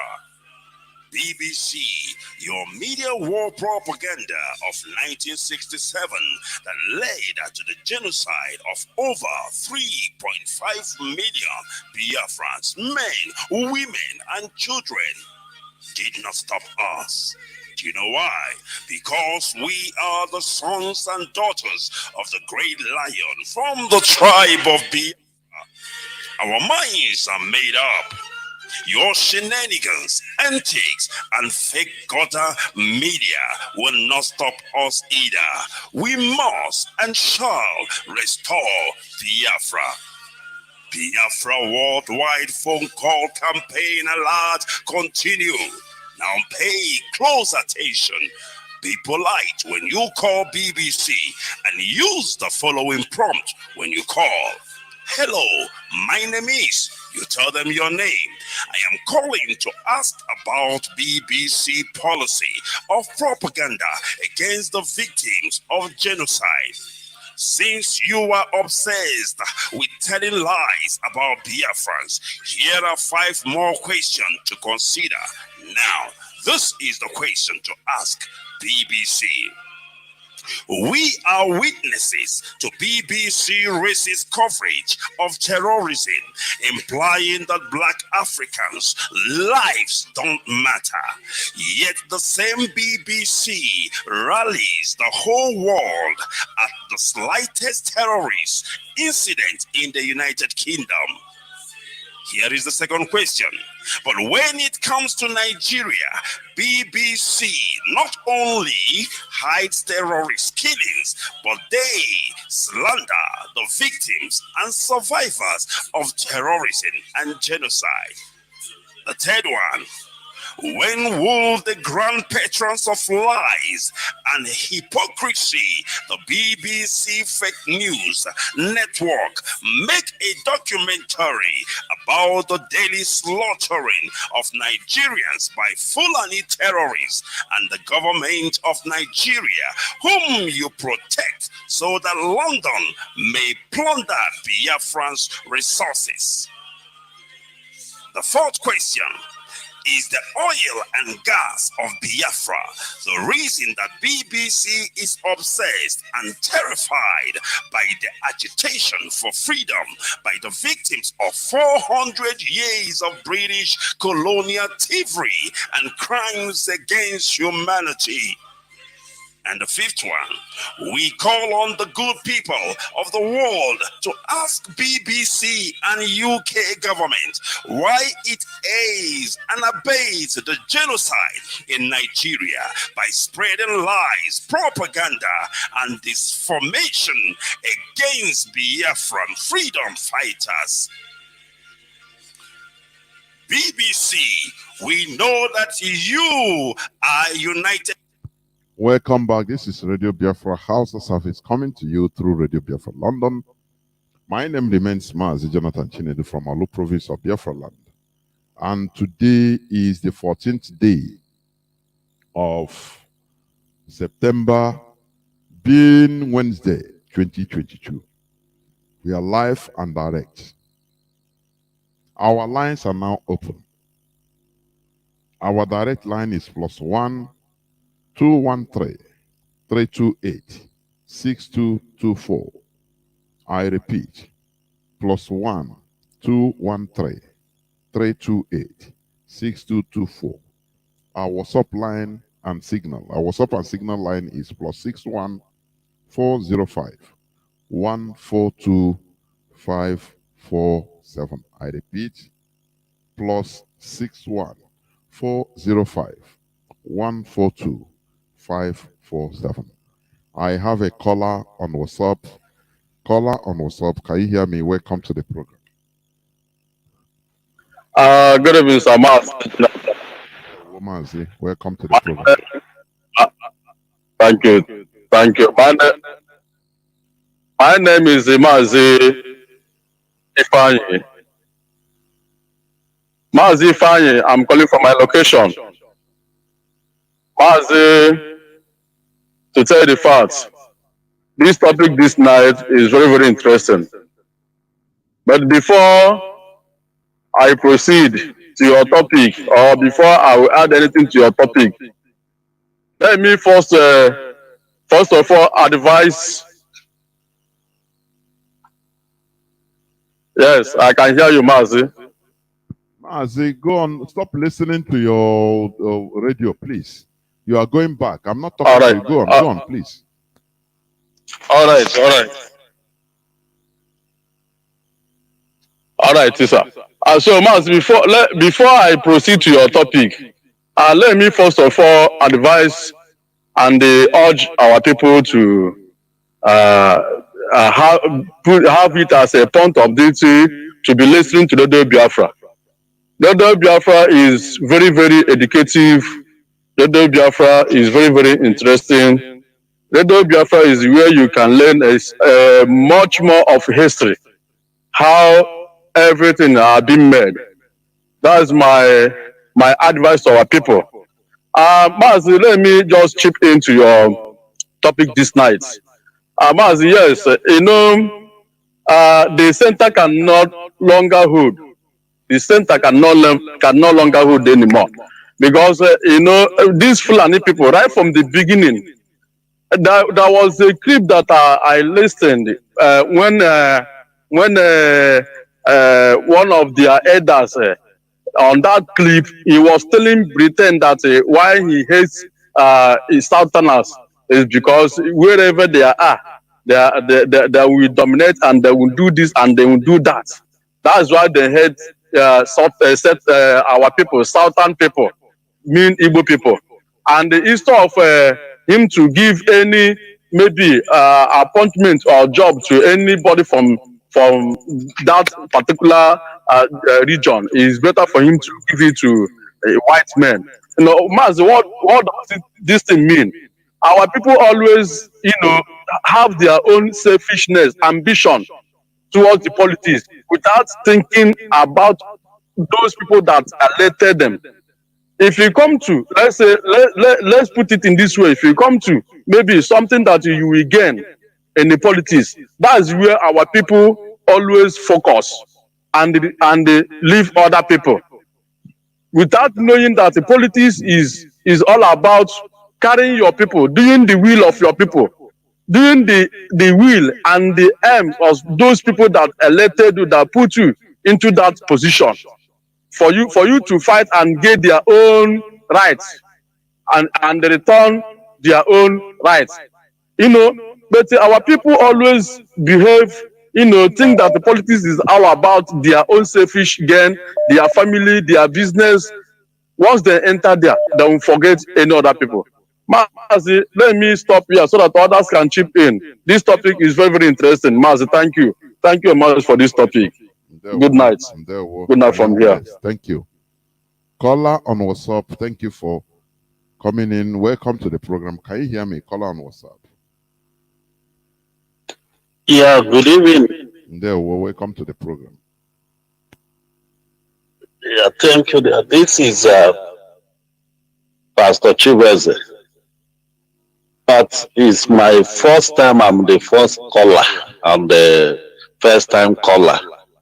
But I'm ardent listener of Radio Biafra. If to say that one is graduate, I would have said I'm a graduate of Radio Biafra. But for Radio Biafra is like a marriage of two couples that you can't graduate ever learning without graduating. So my submission this night, there is this particular thing that has been bothering me, and I feel like sharing it with Radio Biafra. Actually, I'm a IPOB member. I'm sorry, I didn't. Yes, I said my name. This issue of paper will be, there is another area, and I love how our DOS and both HOD are doing. Just remain neutral and silent over it. We are nothing concerned us with politics. But there is something I'm discovering. The emergency of paper will be, to me, it's like it will be a positive to our struggle. Now, the P2B emergency is like pregnant vulture. Whether it delivers is for our good, whether it dies is for our good. Now, there is three things that I'm discovering that may happen. The way P2B is drawing crowd, these people will be forced. Their plan now is to release our leader by fire, by force, because to them that they are thinking that if our leader is being released, P2B popularity will be reduced. So that is why I say it's our decision. Now, secondly, if P2B happen to win, which I doubt, and they denied him that privilege, so many people that have been trusting, believing one Nigeria will also join IPOB immediately to start harmony independent. Thirdly, if Peter Obi fell, maybe he tried and they didn't allow him again, it will cause such, or rather, please, if he win. Now, you remember that for many years now, the lie that these people have been peddling is that the reason why the agitation is coming up is because Buhari won elections, and the Igbos are, or rather Biafrans are agitating. So if a Biafran indigenous wins and IPOB still, we keep on agitating, the international world, we have no option to say these people have been telling us their own man is there and they're still agitating. People, I thank God for that man. I know he was made there, and it will be plus to IPOB. Like I said, since 2013, I think that was when I joined and I started almost every day. There is no broadcast that I don't listen to, right from the old cargoes that left. So I want to encourage every one of us that we should remain resolute. By His grace, very, very soon, we are going there. I'm telling you, very, very soon, we are going there. But don't go And away. Don't our go leader away. prophesied this, that any moment, that was few weeks before his adoption, that any moment from now, there will be fallout, that many people will fall out. And that is exactly what is happening now. So without mentioning names, some of the names today we are hearing doing this is really because they are ordained that they are not going to be the one. Kalunta is now fighting because Mazi, 2015, before you digress, can you hear me? Uchemefo Mazi, can gave you hear him me? almost what I say, he promoted him, he was Mazi, projected. Mazi, can you hear me? Hold on. Mazi, can you hear me? Mazi, can you hear me? Their name became popular. Okay, could I hear? Then when this one happened again, the Kanunta wanted to, be projected again to be the voice speaking. And when he didn't see it, then he started fighting himself. I'm not saying I don't know. him Mazi, fighting it seems you are IPOB, not he's hearing fighting me. himself. But thank God that Okay. God. Thank you very much. I don't know. It's, whether there is a problem, I don't know, or your phone. I would have loved you to stand by. Let me say something I want to say now. IPOB, we are not interested in the Nigerian election. That is the thing. Let people not be deceived. Why IPOB is agitating or leading the agitation, which is in the mind of every Biafran. It is not that because we don't have a presidency. No, that is not it. After all, why do you want to go? Why are you agitating to go from Nigeria to run away to America or to go Canada? Is a person there from Igbo land?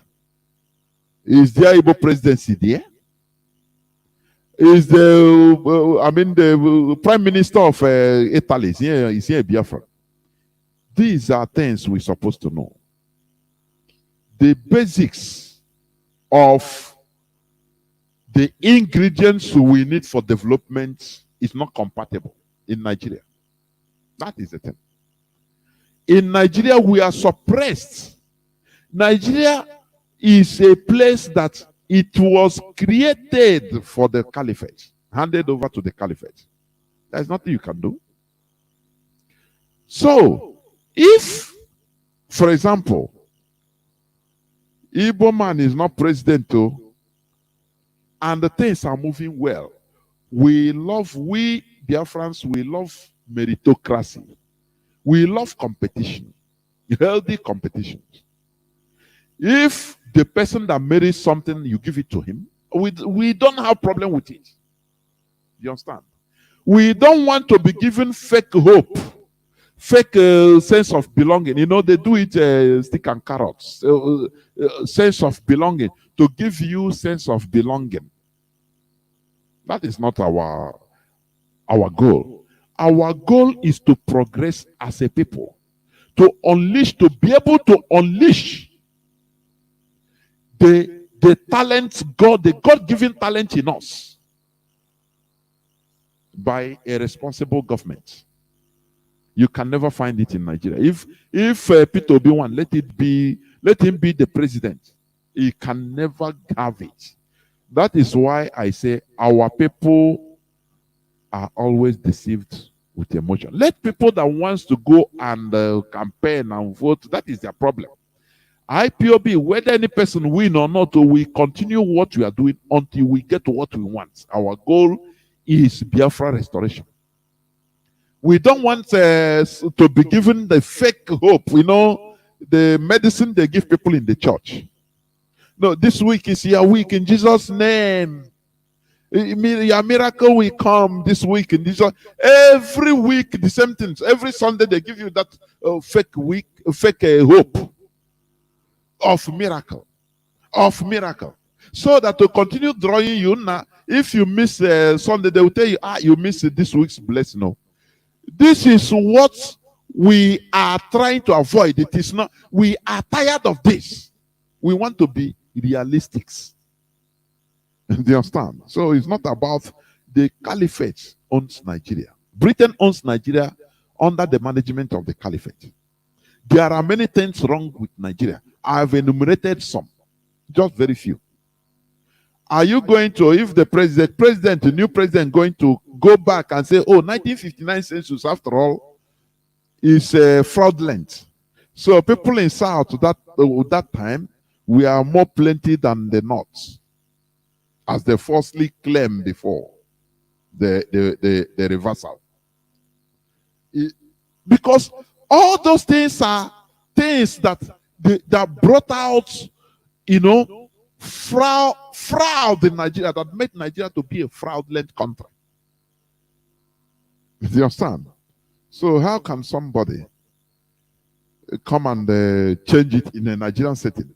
I've told you the story of Goodluck Jonathan. How he was frustrated. To the extent the whole president of a country don't have, if he transfer money to buy weapon to fight Boko Haram, they seize the money. So he have to send through black market the Christian Association of Nigeria chairman to use his flight to carry cash, $9 million or $7 million. A whole president. And you people are, Nigerians are dead body, as I used to say. And as Mazi or former used to say, 15 minutes people. You forget.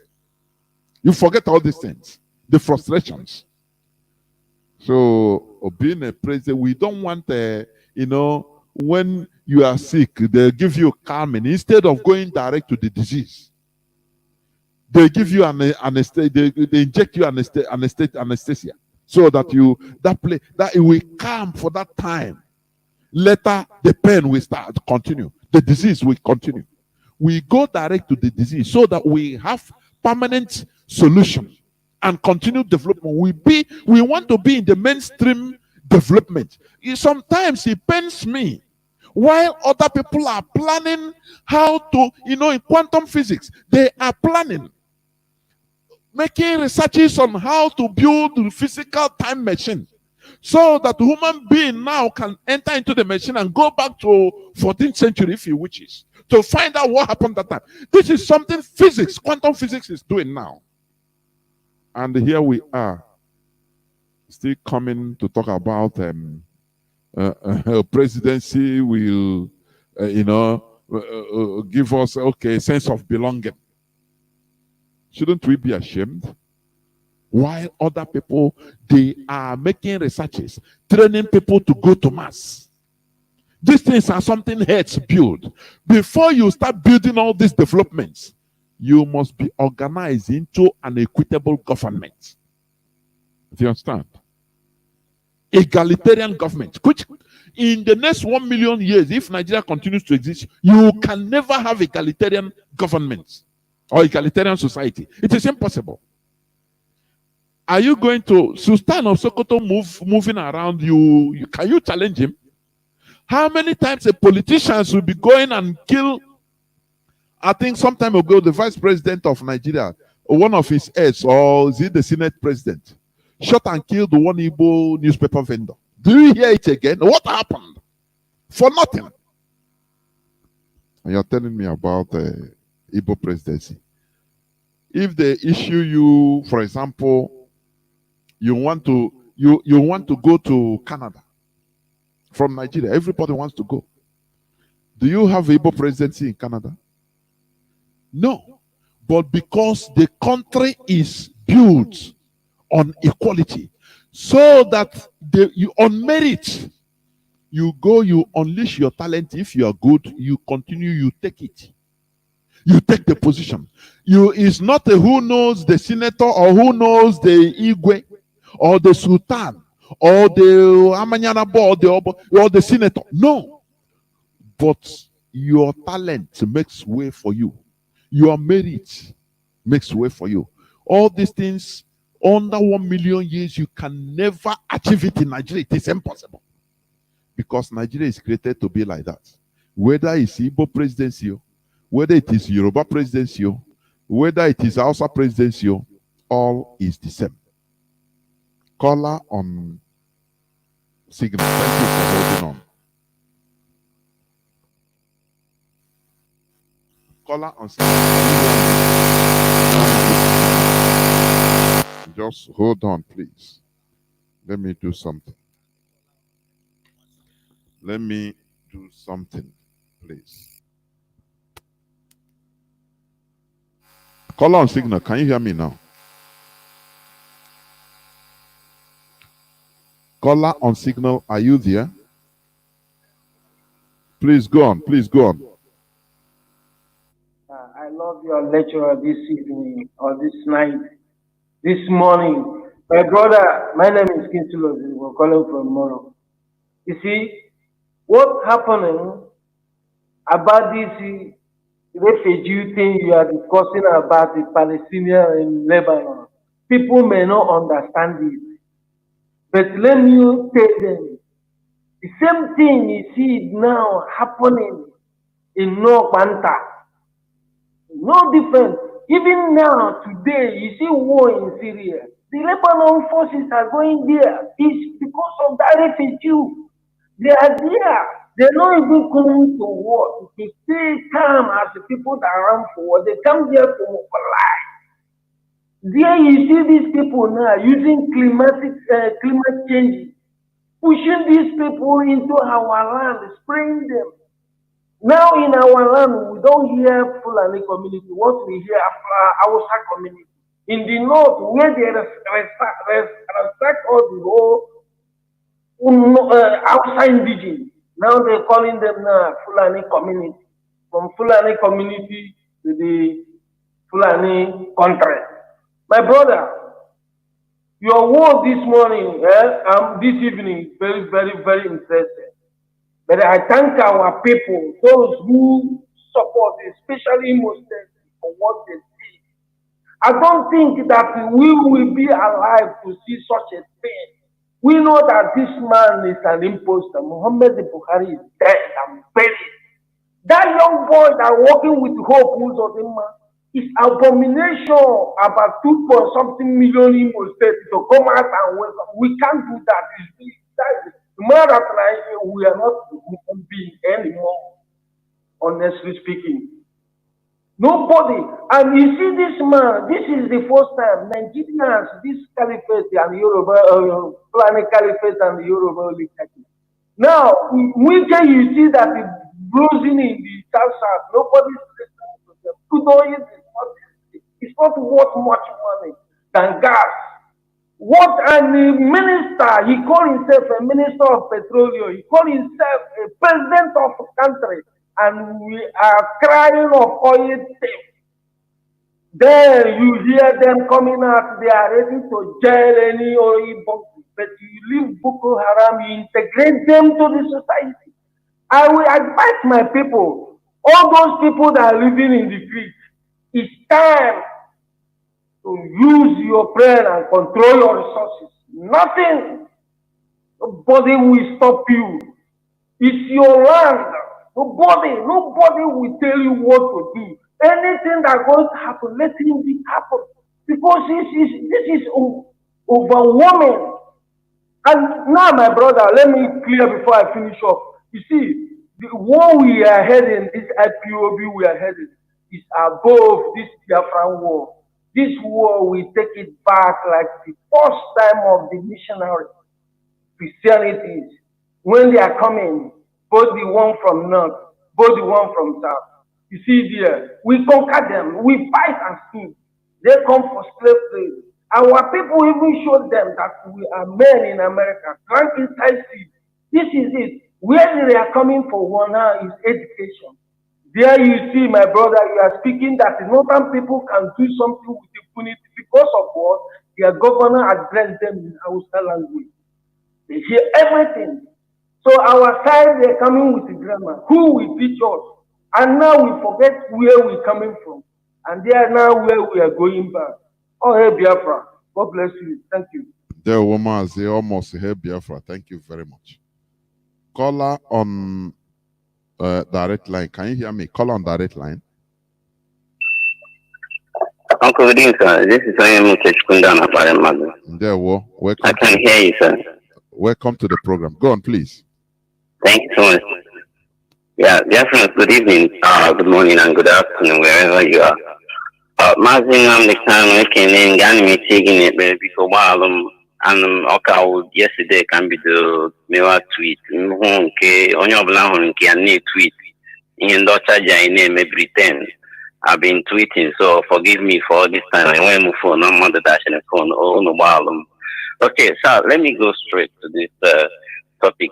Before I start, before I talk about why I called it, I want to let you know that Ohaneze never, called for UN, Britain, to release the Kweremadu. What they are doing, they know what they are doing. I don't know if you know one. What's called again? Local government chairman in LMA sometime 2005 and 6. What's his name again? I've forgotten his name.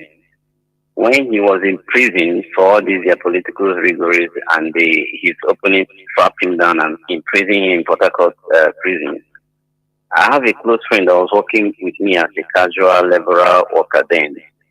They were the ones who are chief, I don't know their ranks then in prison, Port Harcourt prison. They will put him under the bed and tell him to stay there. He will go. They will tell him, come out, he will come out. They say, do you know why we are treating like this? He said, no. It's because you people think you will never come such a place. You understand? So now, if Madu is scared of coming back to Nigeria, because when he comes here, Fulani will rape him inside prison, Nigerian prison. And they will beat him, molest him. So Ohaneze is trying to increase distract the Oyibo not to bring him back to Nigeria because he's coming back to hellfire. Listen, if they had loved this prison in Nigeria, they won't allow him go in there. They will say, okay, send him back to Nigeria, let him come. Because they are wasting their money feeding him there also. I don't know if you acknowledge that. So let's leave those idiots and let them do their politics and walk away. I hate politics. But this night, one thing I want to ask is this. I want to call the consent of every personnel, or should I say, elite, or those who went to school like you did, who are slaves to these European countries. Now, you're walking out there, and the topic tonight is talking about the gravity of the center of gravity of Nigerian problems, and you have questioned it to be Nigeria. Sir, I know you have something under it as Nigeria, like you have explained.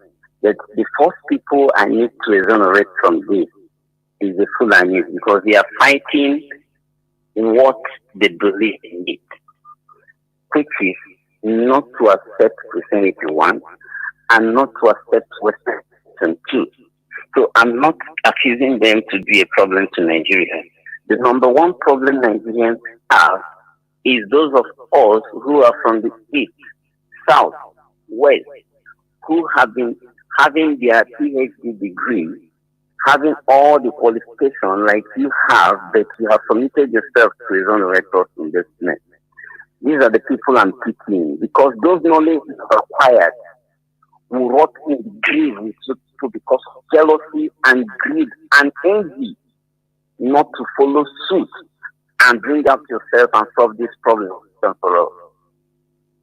One of our lecturers today in the afternoon program by Mazi was telling us that if these people know what they are doing, they should have waken up so fast to come and redeem their future. That the results Nigerians have should have been enough to do some certain things to wreck the economy of Nigeria if they claim they want to be in Nigeria. Now, the question I want to ask you, sir, tonight is this. Ghanaians from the look of things, do you think that the economy is better than Nigeria? Sir, I know why I'm asking this. I have a question beneath that. Ghanaians, Ghana economy, do you think they have a good economy that supersedes Nigeria, or is Nigerian economy better than Ghana? Hello, sir. Can you hear me? Oh yeah, I can hear you. The statistics is Yes. Ghana economy is doing very, very, very, very far better than Nigeria, by far. You know? Now you okay? Good. Now you talk some there is a I don't know how to put that. That if I can remember, I'll come back to that. Now, why I'm saying this is this: when you look at the economy progressing, it's also actually a good thing for us to know that Ghana have a diverse religion under them. And looking at what you have said earlier, I think the common value, I think that was what he used. He used this particular word. He said common value or common goal of something of that nature. Now, it simply means that Ghana, as it, succeeds its economic progression, have this diverse religion in them. Also, like you have illustrated in the case study of India, that they have diverse religion and yet they are doing more good. So those things that are hidden, that are making them to move on perfectly, why is it not embedded in Nigerian schools? So these are the things this elite refused. Okay, I don't know if you have an answer to that. These are the things you're on direct line. Me, I do not know. Go on, finish after we talk. Go on. Yes, sir. Go ahead, sir. Go ahead. I like wasting this credit because I know there is a blessing attached to this. One day I will enjoy them because I want my children to wake up and know that this problem has been happening. Those who say they are educated cannot do anything. Very useless people. Okay. Sir, if you have an answer to this, just give me. Okay, what I want to say, when we talk about values, we should understand that in the whole of Africa, the Fulani established the Sokoto Caliphate as their base. The biggest caliphate, Fulani Caliphate in Africa, is Sokoto Caliphate.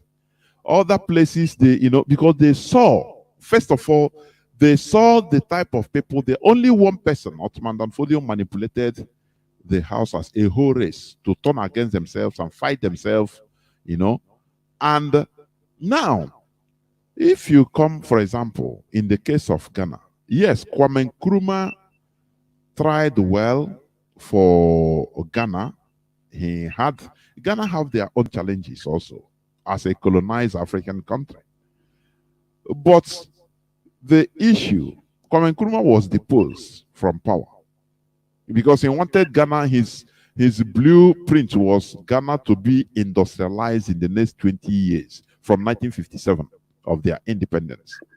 And he thought that, it's naive. So now, when you talk about Ghana never have a type of highly parochial conquering mindset set of people like the Caliphate, the Fulani Caliphate.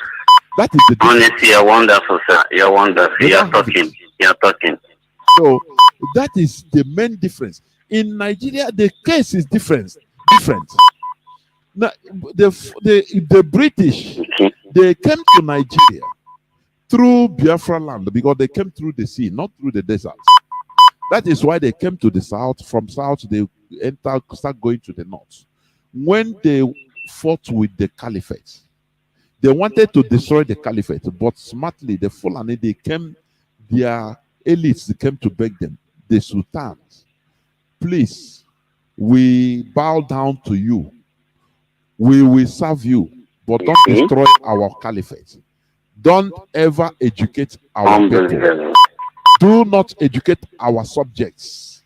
Rather, anything you want us to do, you want the people to do, tell us the rulers. So Britain say, oh, what we want in Sokoto, we need it. We have seen it in Sokoto. They kept that sultan. Had it been that sultanate, the caliphate is destroyed. At least half of the problem would have been solved. But they retained the conquering mindset of the caliphate. Primitive, uneducated people in the modern system. So that is the problem. So they use it, and Britain saw how wonderful Biafrans, Southerners are, especially Biafrans, how talented we are. So they now find, they say, okay, these people, we are going to subject them and put them in the hands of the caliphate. South Sudan, they suffer the same thing. Oh, it's the same thing in Sudan. You know, anywhere Britain goes, they leave rubbish, mess. They sold the South Sudanese in the hands of the region. They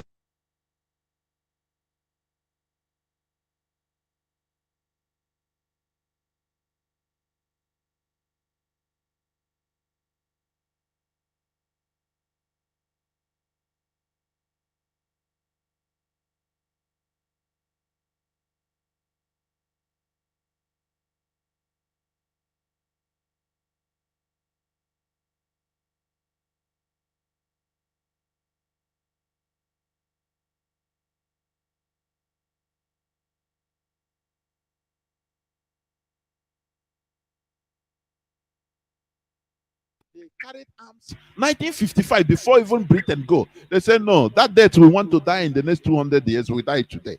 They started war that time. And that is how they were liberated. After a total of 39 good years of 2 wars, very brutal wars. So without it, you cannot be free. That is, in our own case, is different. In Nigeria, when you look about the the Islamization, as they call it, everything starts in Nigeria. Because Nigeria is a place that they see the Taliban type of caliphate, the Taliban. So they have to make everybody behave like them. We are in a mess. If you don't know, we are in a simple mess. Mazi, go on, please. Well, I don't have much to say. You finished me this night. Honestly, the only thing I'm saying is that all of you should be giving us a channel to be paying tight, even if it's 100 naira. We'll be sending, because you people are cleaning us so perfectly with a lot of wisdom and histories. Okay, so it's not about going to those useless church paying tight and nothing. Send us your account. Let's be paying small things. It Mazi, will help to Mazi, help do you us know, Mazi, let me tell you, there's you nothing so much, more tight than the statement you made. You are calling on direct line, listening to Radio Biafra. Yes, it is more blessing because you are seeking for wisdom. You want to do something. More wisdom. You know, he who seeks knowledge seeks for good thing. You have seeked everything. So there is nothing more tighten than that. That is why I have to tell you to continue. That is it. The woman. Thank you so much. Thank you so much. We must continue. I have callers waiting. Caller on, let me see. Caller on WhatsApp. Welcome to the program. Can you hear me? Mazi, I can hear you. Good evening, Mazi. Thank you for holding on for 25 minutes. Go on, please. Mazi, it is worth it. Even though it takes me 3 days, I'll wait because it's always difficult getting you. This is your brother, Elekima Igbaniboye, calling from Iguacha. Elekima Igbaniboye, Elekima Igbaniboye is from the Calabari speaking coastal region, the Ijaw province of Biafra land. And we, the Calabaris, we, the Ijaw tribe, we are part and parcel, or the Ijaw nation, part and parcel, bona fide part and parcel of Biafra. Nothing can change it. It can't be otherwise. Impossible. Mazi, your topic this evening is amazing, like always. Like always.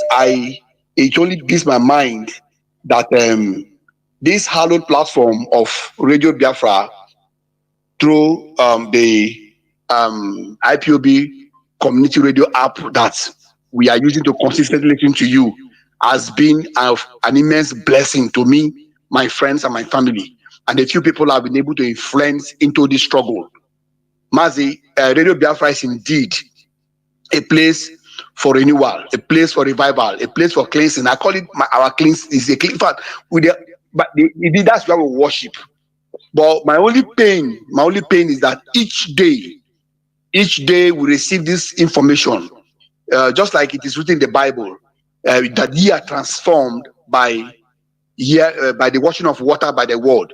The clean water from this hallowed platform, the information, the sanctification that we receive here is becoming so much to the point that it is personally myself is making me become so incompatible with people around me, because the distance, the knowledge, the wisdom, the information that we are gathering here on the hallowed platform of Radio Biafra is we are worlds apart. When you open up your mouth and you talk to people who you think are reasonable from these zoo professors, people in this zoological animal kingdom of cattle colony you call Nigeria, if you are talking to their professors, their doctors about the reality and this center of gravity that you're talking about, that is the core problem of Nigeria. You think you expect intelligence, one will expect positive response.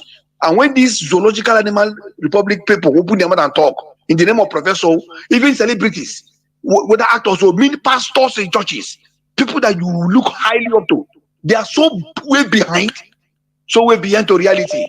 So that is the only pain I'm having, and it is killing me. As a child, our Lord Mazi Nnamdi Kanu, no wonder when the man is talking, he talks with power, authority, and he talks with passion because of what he knows. We have become so tutored.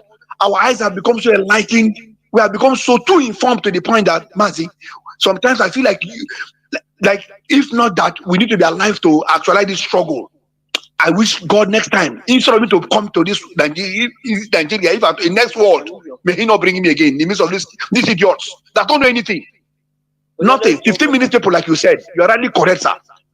Now, today, obedience. Who told them? Just like you said, either obedience himself is mischievously wicked or is a VIP, meaning he is a very ignorant person. But I want to think he is a very ignorant person. People in Nigeria sees this country as a normal country. Compare Nigeria to like a country like India, like even South Sudan, we just mentioned now, and other countries that have intelligent people. They see Nigeria as a normal country. Nigeria is not a normal country. That is why what we think is paining us, what we think is annoying us, what we think is making us to agitate for our self-actualization and our own to determine our own fate and our future, and this by having our freedom. This thing that is paining us that the caliphate is doing is normal to the caliphate, normal to the Britannic Majesty. Let me know. Nigeria is like a very deep water. If you have not been able to go down, go deep, you can't catch anything out. Today, Radio Biafra.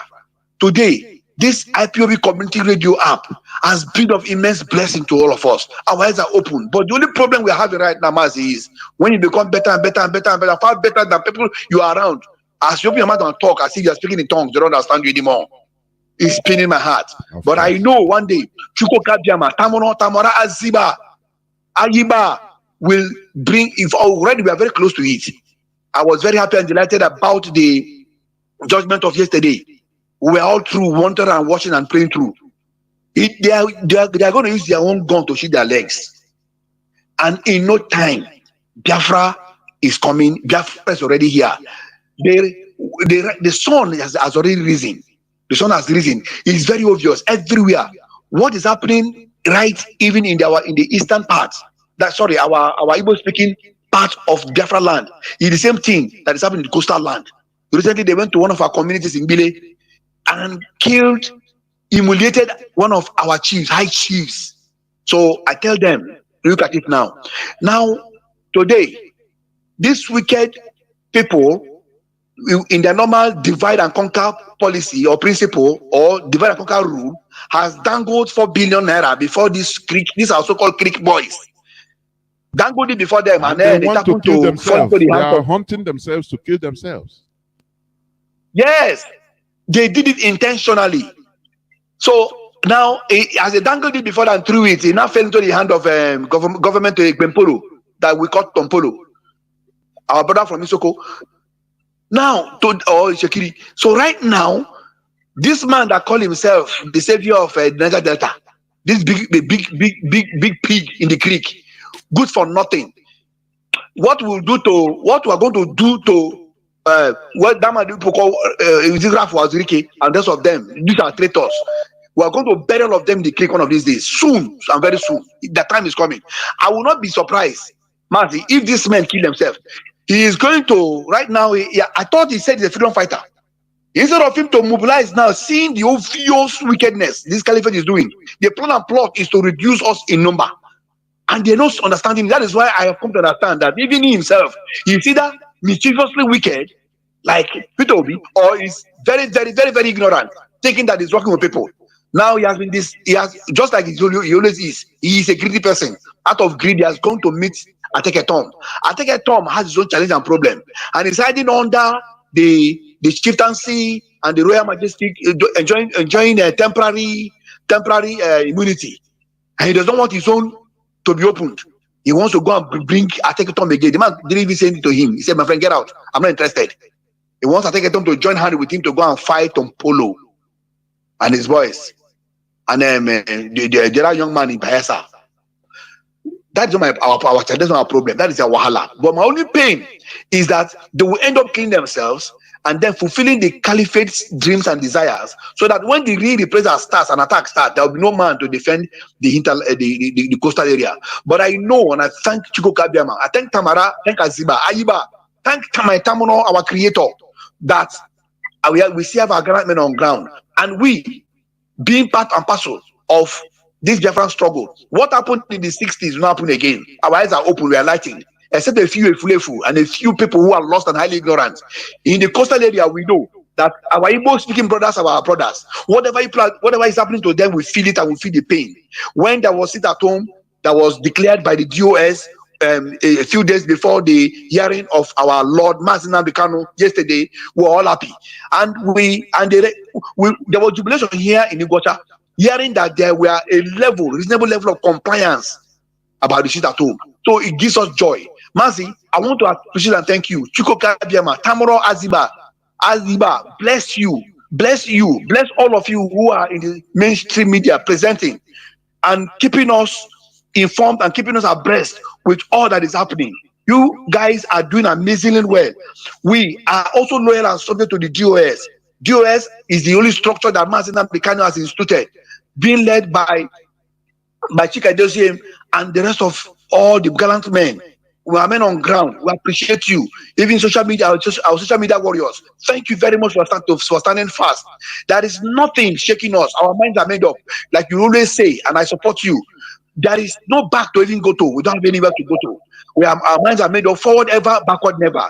The crux of the matter is this evening, the center of gravity of the problem of the zoological animal republic of this cattle colony, to me, that you call Nigeria, is just like you have said.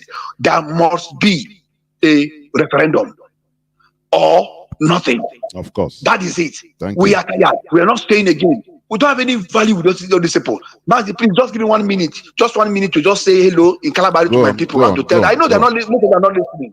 But by the grace of Tamuno, they will all be coming gradually. Because what will happen, just like some previous class said, might happen. Although, like we are not banking on that calculation, because nothing is our business about politics of Nigeria. We are done with them. Enough is enough. The rubbish has been done. In fact, our leader will say that we have been insulted enough, we have been molested enough, we have been embarrassed enough. I feel so embarrassed that even so-called high chief judges in this zoo don't know what extraordinary rendition meant. They never knew until they were lectured and tutored by our Biafran lawyers. Oh, may Chukabiyama bless all our lawyers. Kengama Kalabare. Yarom Nimbre, Eleke Magbaniboye. Mi Bobrimebo, Ibembo Ibia. I go to Kobare. Miete Moko, was Mebrabo, Wamna Kalabare. Ipa, Wamna Biafra, Ume, Biafra, na. Wamna na bring na bras hotel mi o meso pelete one by wamna dumo yana wamna mayana kiri kala barabo bi finjite abrimbo na yemi bia abrimbo na ina bia inne fula na usoba Hearing Gary Calabari, hey, John Nation, one Calabari Nation, oh, Minebia, okay, you tomorrow, okay, you tomorrow, I'm Bedia, Okalagia, Sadi Dokobona, or a to or a Igbobere, Dia, and Kwame Digi, Finafana Menji, Alaja Sari, in one of Barabia, because Orizo or Akpa or Banki or Akpa, I know Dokero, Biggie, but or Akpana, or Basso, I know Doker. Government of Nigeria, Nigerian terrorist government, mo go 4 billion naira ken na troko kuruma right mo na book paba tebie. And then they say I go tell me so they make from make ba ti ma to general asari ibuke Nnamdi Kanu na tomama because orina bilia and so in corporate in corporate go go or rokia oni omo biye o Biafra he had them 4.0 billion in the carry ta iwori not wa ikesa gelemate to ibigbi ni wa kese me so ine igbosi ne ya kalabarebo me legacy system iyete where ya tisi igbo ebe an for me fina fana me yani kwaro tompolo na mo ke yana ibre tompolo na mo ga sibi bana mate mo ke ya opa me na yana mo ko so te mo ko na wona mabo fe kwaba be me yana mo ke kwari ofite be mo ko o so la te ta mo so na preba omno ma bele kom na kakien o asari dokubo ibele ke ye kankie yero mongibo ay konre sakite o de mate mi plo engi plo gbolo ma me ye fo mate ye na gobe gbe mo polo na o break gbo so oni mi me so fula na po na ma bele ma ike bi na po na bele ma break ma bele ma brabo so sakite on na see you use so that at the kunuma ama fa bia brabo denk ba kalabare ayini wa bra kali adugoto oyo abra sote waningba mi o so pele anfori menap me fina bada anike buaru o mi lamam Mazi, thank you very much. I appreciate you. I am highly delighted and elated, happy for the opportunity you have given to me to be able to talk to my people and also address Biafrans. All hail Biafra. I want to say thank you. Thanks to our Lord Mazi. I call him Lord. If they will call those that pedophile, that is Lord Lugard, then Mazi should be double Lord Nnamdi Kanu. If he's paying them, make you pain them. As they pain them, they sweet us. As they sweet them, they pain them. Thank you, Mazi. All hail Biafra. Almost hail Biafra. Thank you. I am gradually winding towards the end of the program. Caller on Signal. Welcome to the program. Can you hear me? Call on Signal. Yes, I hear you. Good evening, sir. Good evening, great Biafrans all over the world. Miss Mazi Nkochu is your wisdom. I from Ohaje, in province, Biafra land. Mazi, I'm here this evening to make some comment based on your analysis this night. Mostly, like what you said, there is no freedom of expression in the whole world. I'm telling you the truth. I am a witness. For only this month of September, Twitter have banned my account for 5 good times. I opened this one, they suspend it. I opened the other one, they suspend it. Also, Facebook, this is how they abandon all my accounts. So if there is freedom of expression in the whole world, why are they binding us? Because we are saying the truth. But because there is no freedom of expression, they just say it for formality's sake that there is freedom of expression for the world. Or I don't know, the law is only against Africa. Maybe to the whites, the freedom of expression, they can express themselves how they like, and nobody will tackle them, nobody will ban their account. But when we Africans, express our feeling, they will ban our account. So what am I saying? What I'm saying this night is that there is no freedom of expression. Then coming, to the side of divide and rule, that is the titles of the Britain. But what I want to ask, all the preaching that Mazi Nnamdi Kanu have gave to Africans, we are naive and so foolish. We are very, very stupid in nature. I'm telling you the truth. Africans, we the black, as second to foolish. We are very, very stupid. I'm telling you, second to none in the whole world. Our leader is preaching that, like I'm from Ebema, Imo State. I'm speaking Igbo. I'm in Ebema, Imo State. Somebody is also an Ebema man. He's in Rivers State. And he's also speaking Igbo. When you ask them, they say they are not Igbo. because they are in Ebema, River State, you know. But they are speaking Igbo. Their name is Ugochukwu. Their name is Amaka. Their name is And Fulani. you are from Ebema, right? Yes, sir. Yes, You're sir. from Ebema, but they divide two brothers into artificial states. Artificial states into artificial country. And you think that it is normal. These people, Mazi, please go on. This is disgusting. But Mazi, yes, what I'm asking, if they divided us, you know, and push us maybe to Ebema people in Ebema River State and the Ebema people in Imbo State, is it what that will make an Ebema man in River State to say that he's not an Igbo man? When number one, he's speaking Igbo, he's answering Igbo name. Is it what that will make him to say that he's not an Igbo man? Which kind of stupidity and foolishness is in us? Which kind of stupidity is in us? You speak Igbo, you answer Igbo name, because you are in a different state. They ask you say you're not Igbo. Now, if they are not, okay, because we have heated them on South, they say they are Niger Delta. What is the meaning of Niger Delta? Black on black. Nigeria is black. And they answer another black. They use black or put upon black. That is why there is no development in that part of the world. Because of the useless name they are answering. Because in Igbo language, they ask that Asia ha keego. A good name is better than money. So even in the Bible, like white, purity, black is something that is awful, you know, something that is no good. And they're giving you a name that is no good, a black. No wonder Nigeria that is no like as our leader preach.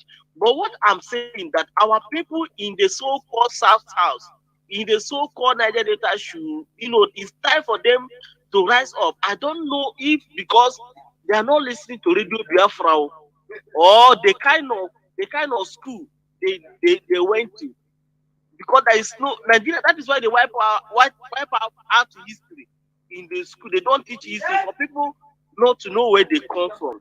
That because you are okay, like our leader have, you know, lectured us that there is Ebema in Delta State, that is Ebema in Ejo. So all these Ebema, they divided into places. Can't we come to one place and say that we are Ebema people? But they divided us, and when they ask you, you say because you are an Ebema in Ejo, you are not Igbo. You are Ebema in this place, you are not Igbo. I'm telling you, our people, our brain, they need to do surgery. They need to do surgery on our people. And that, you know, Tompolo and the so-called Asia, the pig in the clique. The reason why the Fulani, why the reason they did what they do, they did that is because they want to divide them, because if they know if they put war in the so-called Niger Delta, you know, brother is fighting against brother. Who will come and fight for them? Nobody will fight. But thank God for IPOB. We are Biafrans, and Biafra shall we remain. And our people in coastal region, you people should rise up and, you know, embrace Biafra, because we have, as people can see, Asare is it's not someone to be trusted. Tompolo is nobody to be trusted. Ateketo, you cannot trust those people because they have sold you with, you know, with pipeline that went from so-called South to Niger to even Morocco. Others are enjoying your resources and you are not enjoying it. Don't trust those ones. You know, stand and fight for your freedom, because without you getting your freedom, you cannot get anything in so-called Niger Delta and South. We are all Biafrans, and nobody else can divide us. Nobody can divide us. They can do all their shenanigans. We stand with Mazi and the Kanu, and forever and ever we stand with Biafra. Is Biafra or Biafra? Maz, thank you for picking my comment. God bless you, sir. Thank you. And you too. Thank you very much. Caller on WhatsApp, you are going to be the last caller, please. You are the last caller. Welcome to the program. Caller on WhatsApp. Can you hear me? Yes, I can hear you. There, Mazi. Thank you very much. My name is Emmanuel. I'm speaking from my location. Yes, your topic this evening is very interesting. when I go through some of the points you made this evening, like always, I don't know where to start. But let me start from the Gowan. When Gowan come back from Aburi and he choose to deviate from the agreement made with Ojukwu, according to the history that is coming out from Radio Biafra, he choose to fight. Today, Gowan and the Middle Belt have been taken over by Fulanis. My happiness is this. This time around, it's not only Igbos, it's all the indigenous people inside Nigeria. The Fulani want to kill, to force everybody to surrender as a slave in the name of one Nigeria. But still, some people are still sleeping because they are black people. They don't have sense of reason. It's a pity that up to today, people are just going inside the bush instead of coming out for the main road by making sure that the referendum is the only answer for Nigeria. For anybody that to come out and talking about presidency or be a president of Nigeria, like P2P, like Tinubu,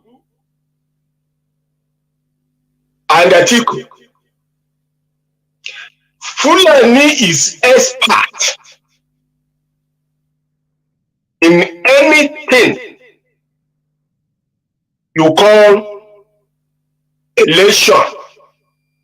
They are experts. They know how to play the foolish Nigerians. Tinubu has his terrorist vice president is there waiting.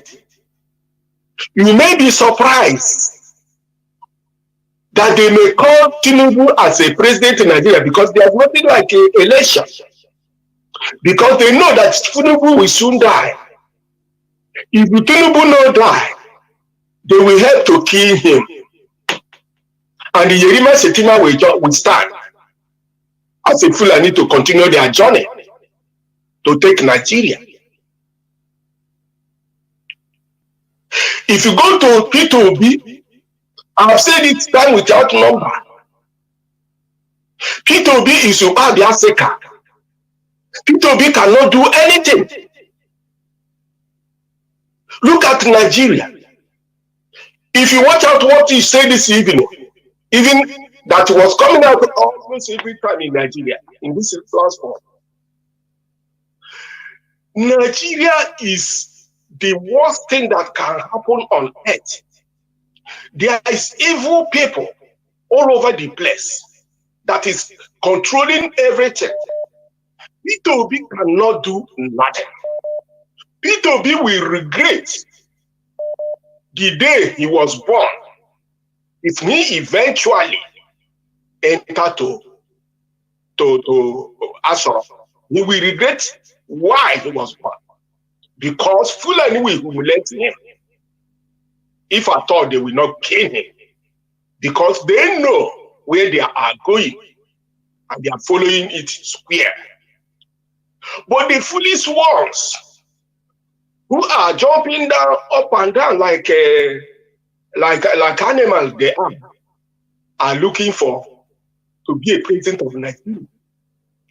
Any reasonable human being, if you give him a president of Nigeria, he will reject it because he is somebody who has shame on his face. But in Nigeria today, people have no shame. Somebody like Peter Obi or whoever is talking about president in Nigeria, you will go to the meeting of the United Nations. For example, you come out as somebody from Nigeria and you're not ashamed because the whole white people, the whole world have known what Nigeria is all about. Nigeria is a laughing stock for the whole world. So for somebody to come out and say he's a president of Nigeria, is a laughing stock. It has no shame because the whole world understand what Nigeria means on earth up to today. So people will be, before you be a president, go back to history. Go and read the history. I don't know how many years it will be is all about. But go back to history. From 1945, 53, 66, 67, and 70, and up to today. When you walk through all those history, if you are a human being, we withdraw for that place you are going because you are going to meet your death. At the end, Fulani will kill Peter Obi as they kill Agi Ronsi in Ibadan. In fact, your house, nothing happened. Nobody will ask of him. Okay, for this group of people, they say that they are organized. They are going to London or to British to beg to release this what do you call it? Okay.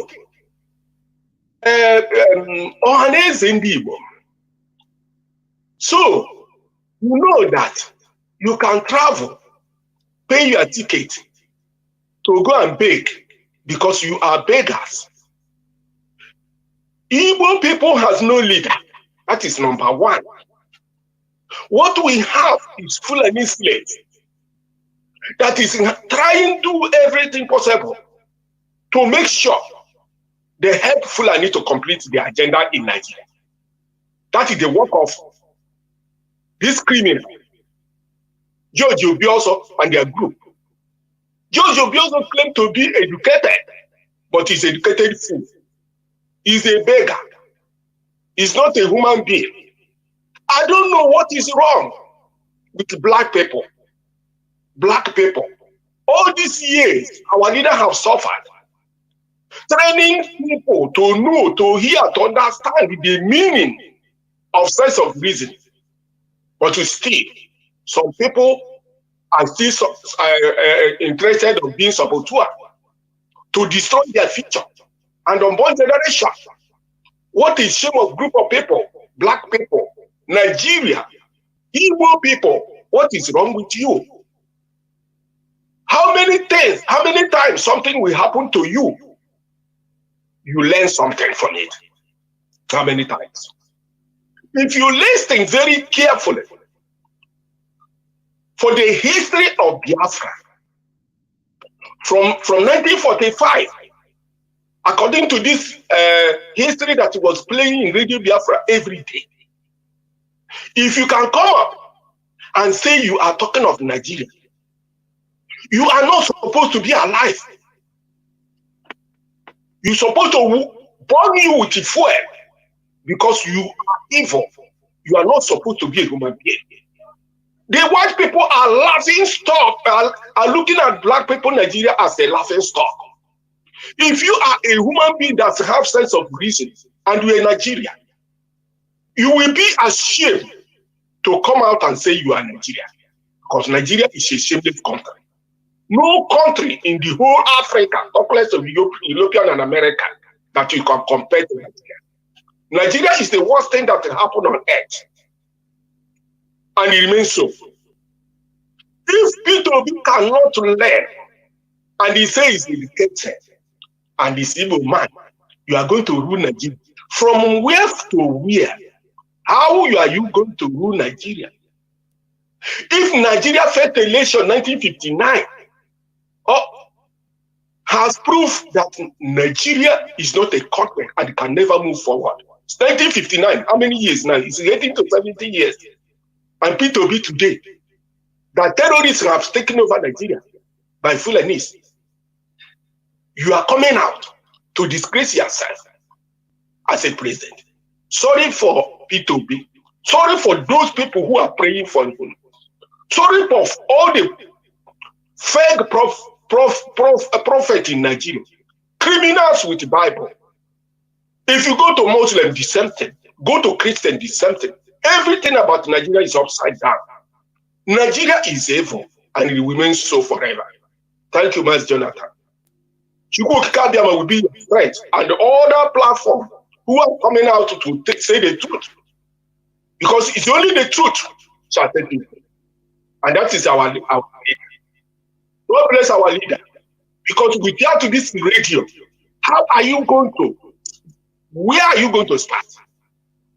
If all this information is coming and sometimes find it is difficult, talk less of when there's no radio, like during the war, when the radio is just talking within the circle of Biafra line. That is what you are going to do without this platform that is exposing the whole world, exposing the whole Africa, exposing Nigeria, exposing Igbo people, slave leaders that is inside the Igbo land today. People that have no shame. Fulani will use Nama sheet to rub on their face and they cannot talk. You say you're a leader. Who make you a leader? Foolish people. Thank you very much. All hail Biafra. Almost help Biafra. Thank you very much. We must continue. This is where I'm going to switch off the phones, please. I will not take calls again any longer. I know people are still calling. I've been still calling, but please do not call. Biafrans and lovers of freedom, what we are doing here is the continuous creation of awareness. The continuous creation of awareness. Because information is power. That is the truth. You know, when we talk about enlightenment, enlightenment comes through receiving or giving information and people making critical thinking about it. What I talked about today is the center of gravity of the Nigeria problem. And I say it is simply Nigeria itself. Nothing more. It is Nigeria itself. Because, you know, the people that created Nigeria, they did it with ulterior motive. They did it with the result, I mean, with the mindset to receive the result of what is happening today. Our brother asked, why is it that, like Ghana, all these type of things doesn't happen? The caliphate is in direct control of Nigeria. The caliphate is in control of Nigeria. That is what you should know. Because Nigeria was handed over to them. And those people, they are not interested in development. A people that borrow money, a government that borrows money to feed, for food, is it not absurd? It's simply absurd for a country to be borrowing money to feed, to pay workers. It's a dying country. That is the reality. They are making sure to deny Biafrans their natural position. And that is why Nigeria is going downhill. Do you understand? And that is what will kill Nigeria. That is the truth about Nigeria. Therefore, if anybody thinks that he will fix Nigeria, or he has the capacity to fix Nigeria, good luck. But nobody can waste our time. Oh, we say because of this thing we stop what we are doing. It is impossible. You know, as I said, our people are people that work with sentiment. They don't judge things factually.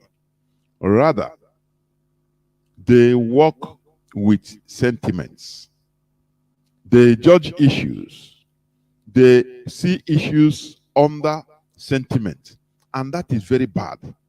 That is the reason why we are in a mess we are today.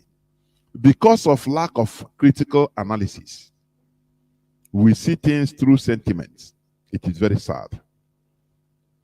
You know, as I continue give any time I mount on this hallowed platform, I will continue saying it. Southern Sudan suffered the same thing. Britain had not wanted. Britain handed them over to the Janjaweed of the north. Those are the real Janjaweed, original. You know? But the Southern Sudanese, because they had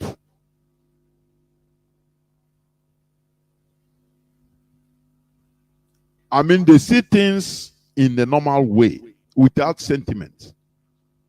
They don't neglect anything. That is the reason why they refuse. It doesn't matter what they suffered. It doesn't matter the difficulty ahead. They say, no. It is better we do this thing now, liberate ourselves now, or remain slaves forever. Therefore, they started fighting. Britain said, no, you have to be there. You have to remain with this people. You know, Britain, they always play God. As one of our, I think one other said the other day, before you know it, this Queen Elizabeth, before you know it tomorrow, they will be calling him Saint Queen Elizabeth. And people will be, Biafrans will be praying with his name. You know? Because these are people that they don't make critical analogy of things. Anywhere they are pushed to, they accept. People that just little thing, they deny who they are. They deny their identity. I am a Che. I'm not Igbo. Oh, my tribe is in Ndoke. I'm a Rivers man. They deny themselves. What else won't that person do? What else can't he do in different situations? Do you understand? What we are doing here is to bring awareness, creation of awareness. You know, like one of our brothers, our job brothers, that said, with all these expositions, with all the knowledge you acquire here on Radio Biafra, when you stay with people, you stand apart, and that is the reality. It is truth. Because you see things differently from the way they see things. Your language and their languages will not be the same thing. And that is what is needed. You know, enlightenment. George Washington had to leave America to travel to Europe at the early time of 18th century in order to go for enlightenment meetings. That time there was nothing like an aircraft. They used steam engine ship, steam engine ship, in order to travel. It might even take 1 year going and 1 year coming. But they understand the importance of enlightenment, wisdom. You know what Africans jettison. Because everybody goes for money. Cash, cash. We need money. Bring.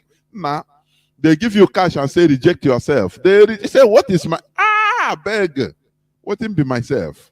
I reject myself, and they get cash. They use it to buy something, build, and something that won't last forever. But when you gather knowledge, you can use it to build something. The knowledge will arrange and build something that can last forever.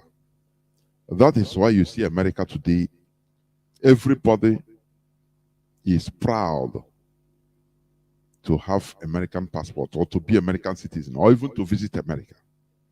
Because the people that started, the people that built America, they were not looking for cash. They have to fight, gather wisdom. They have to work hard. They have to take their time, sacrifice to go and get wisdom to build a future country. That is what we are doing here. You might think that, it doesn't worth it, that we are foolish. But the end justifies the means.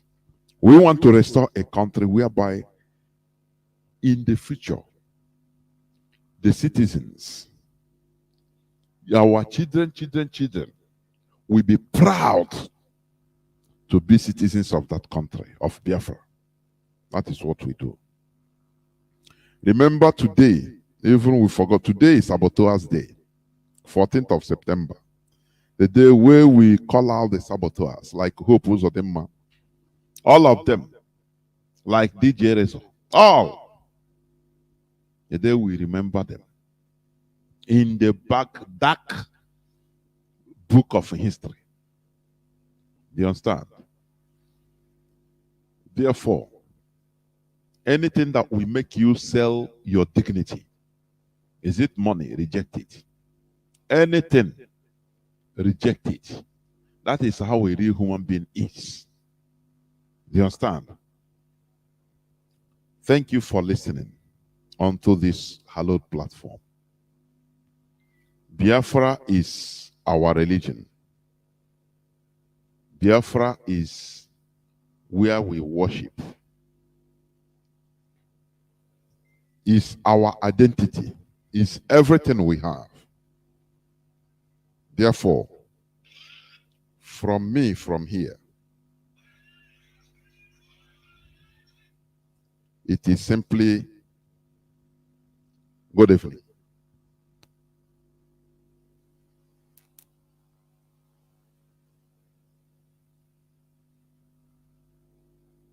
In our lives, myself and my husband.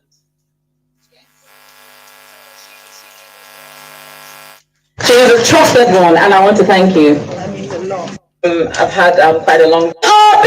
One family! One family! One family! At least I don't hear two families and all three families. No. Indivisible family! Indivisible family! Indefatigable family! And I want it.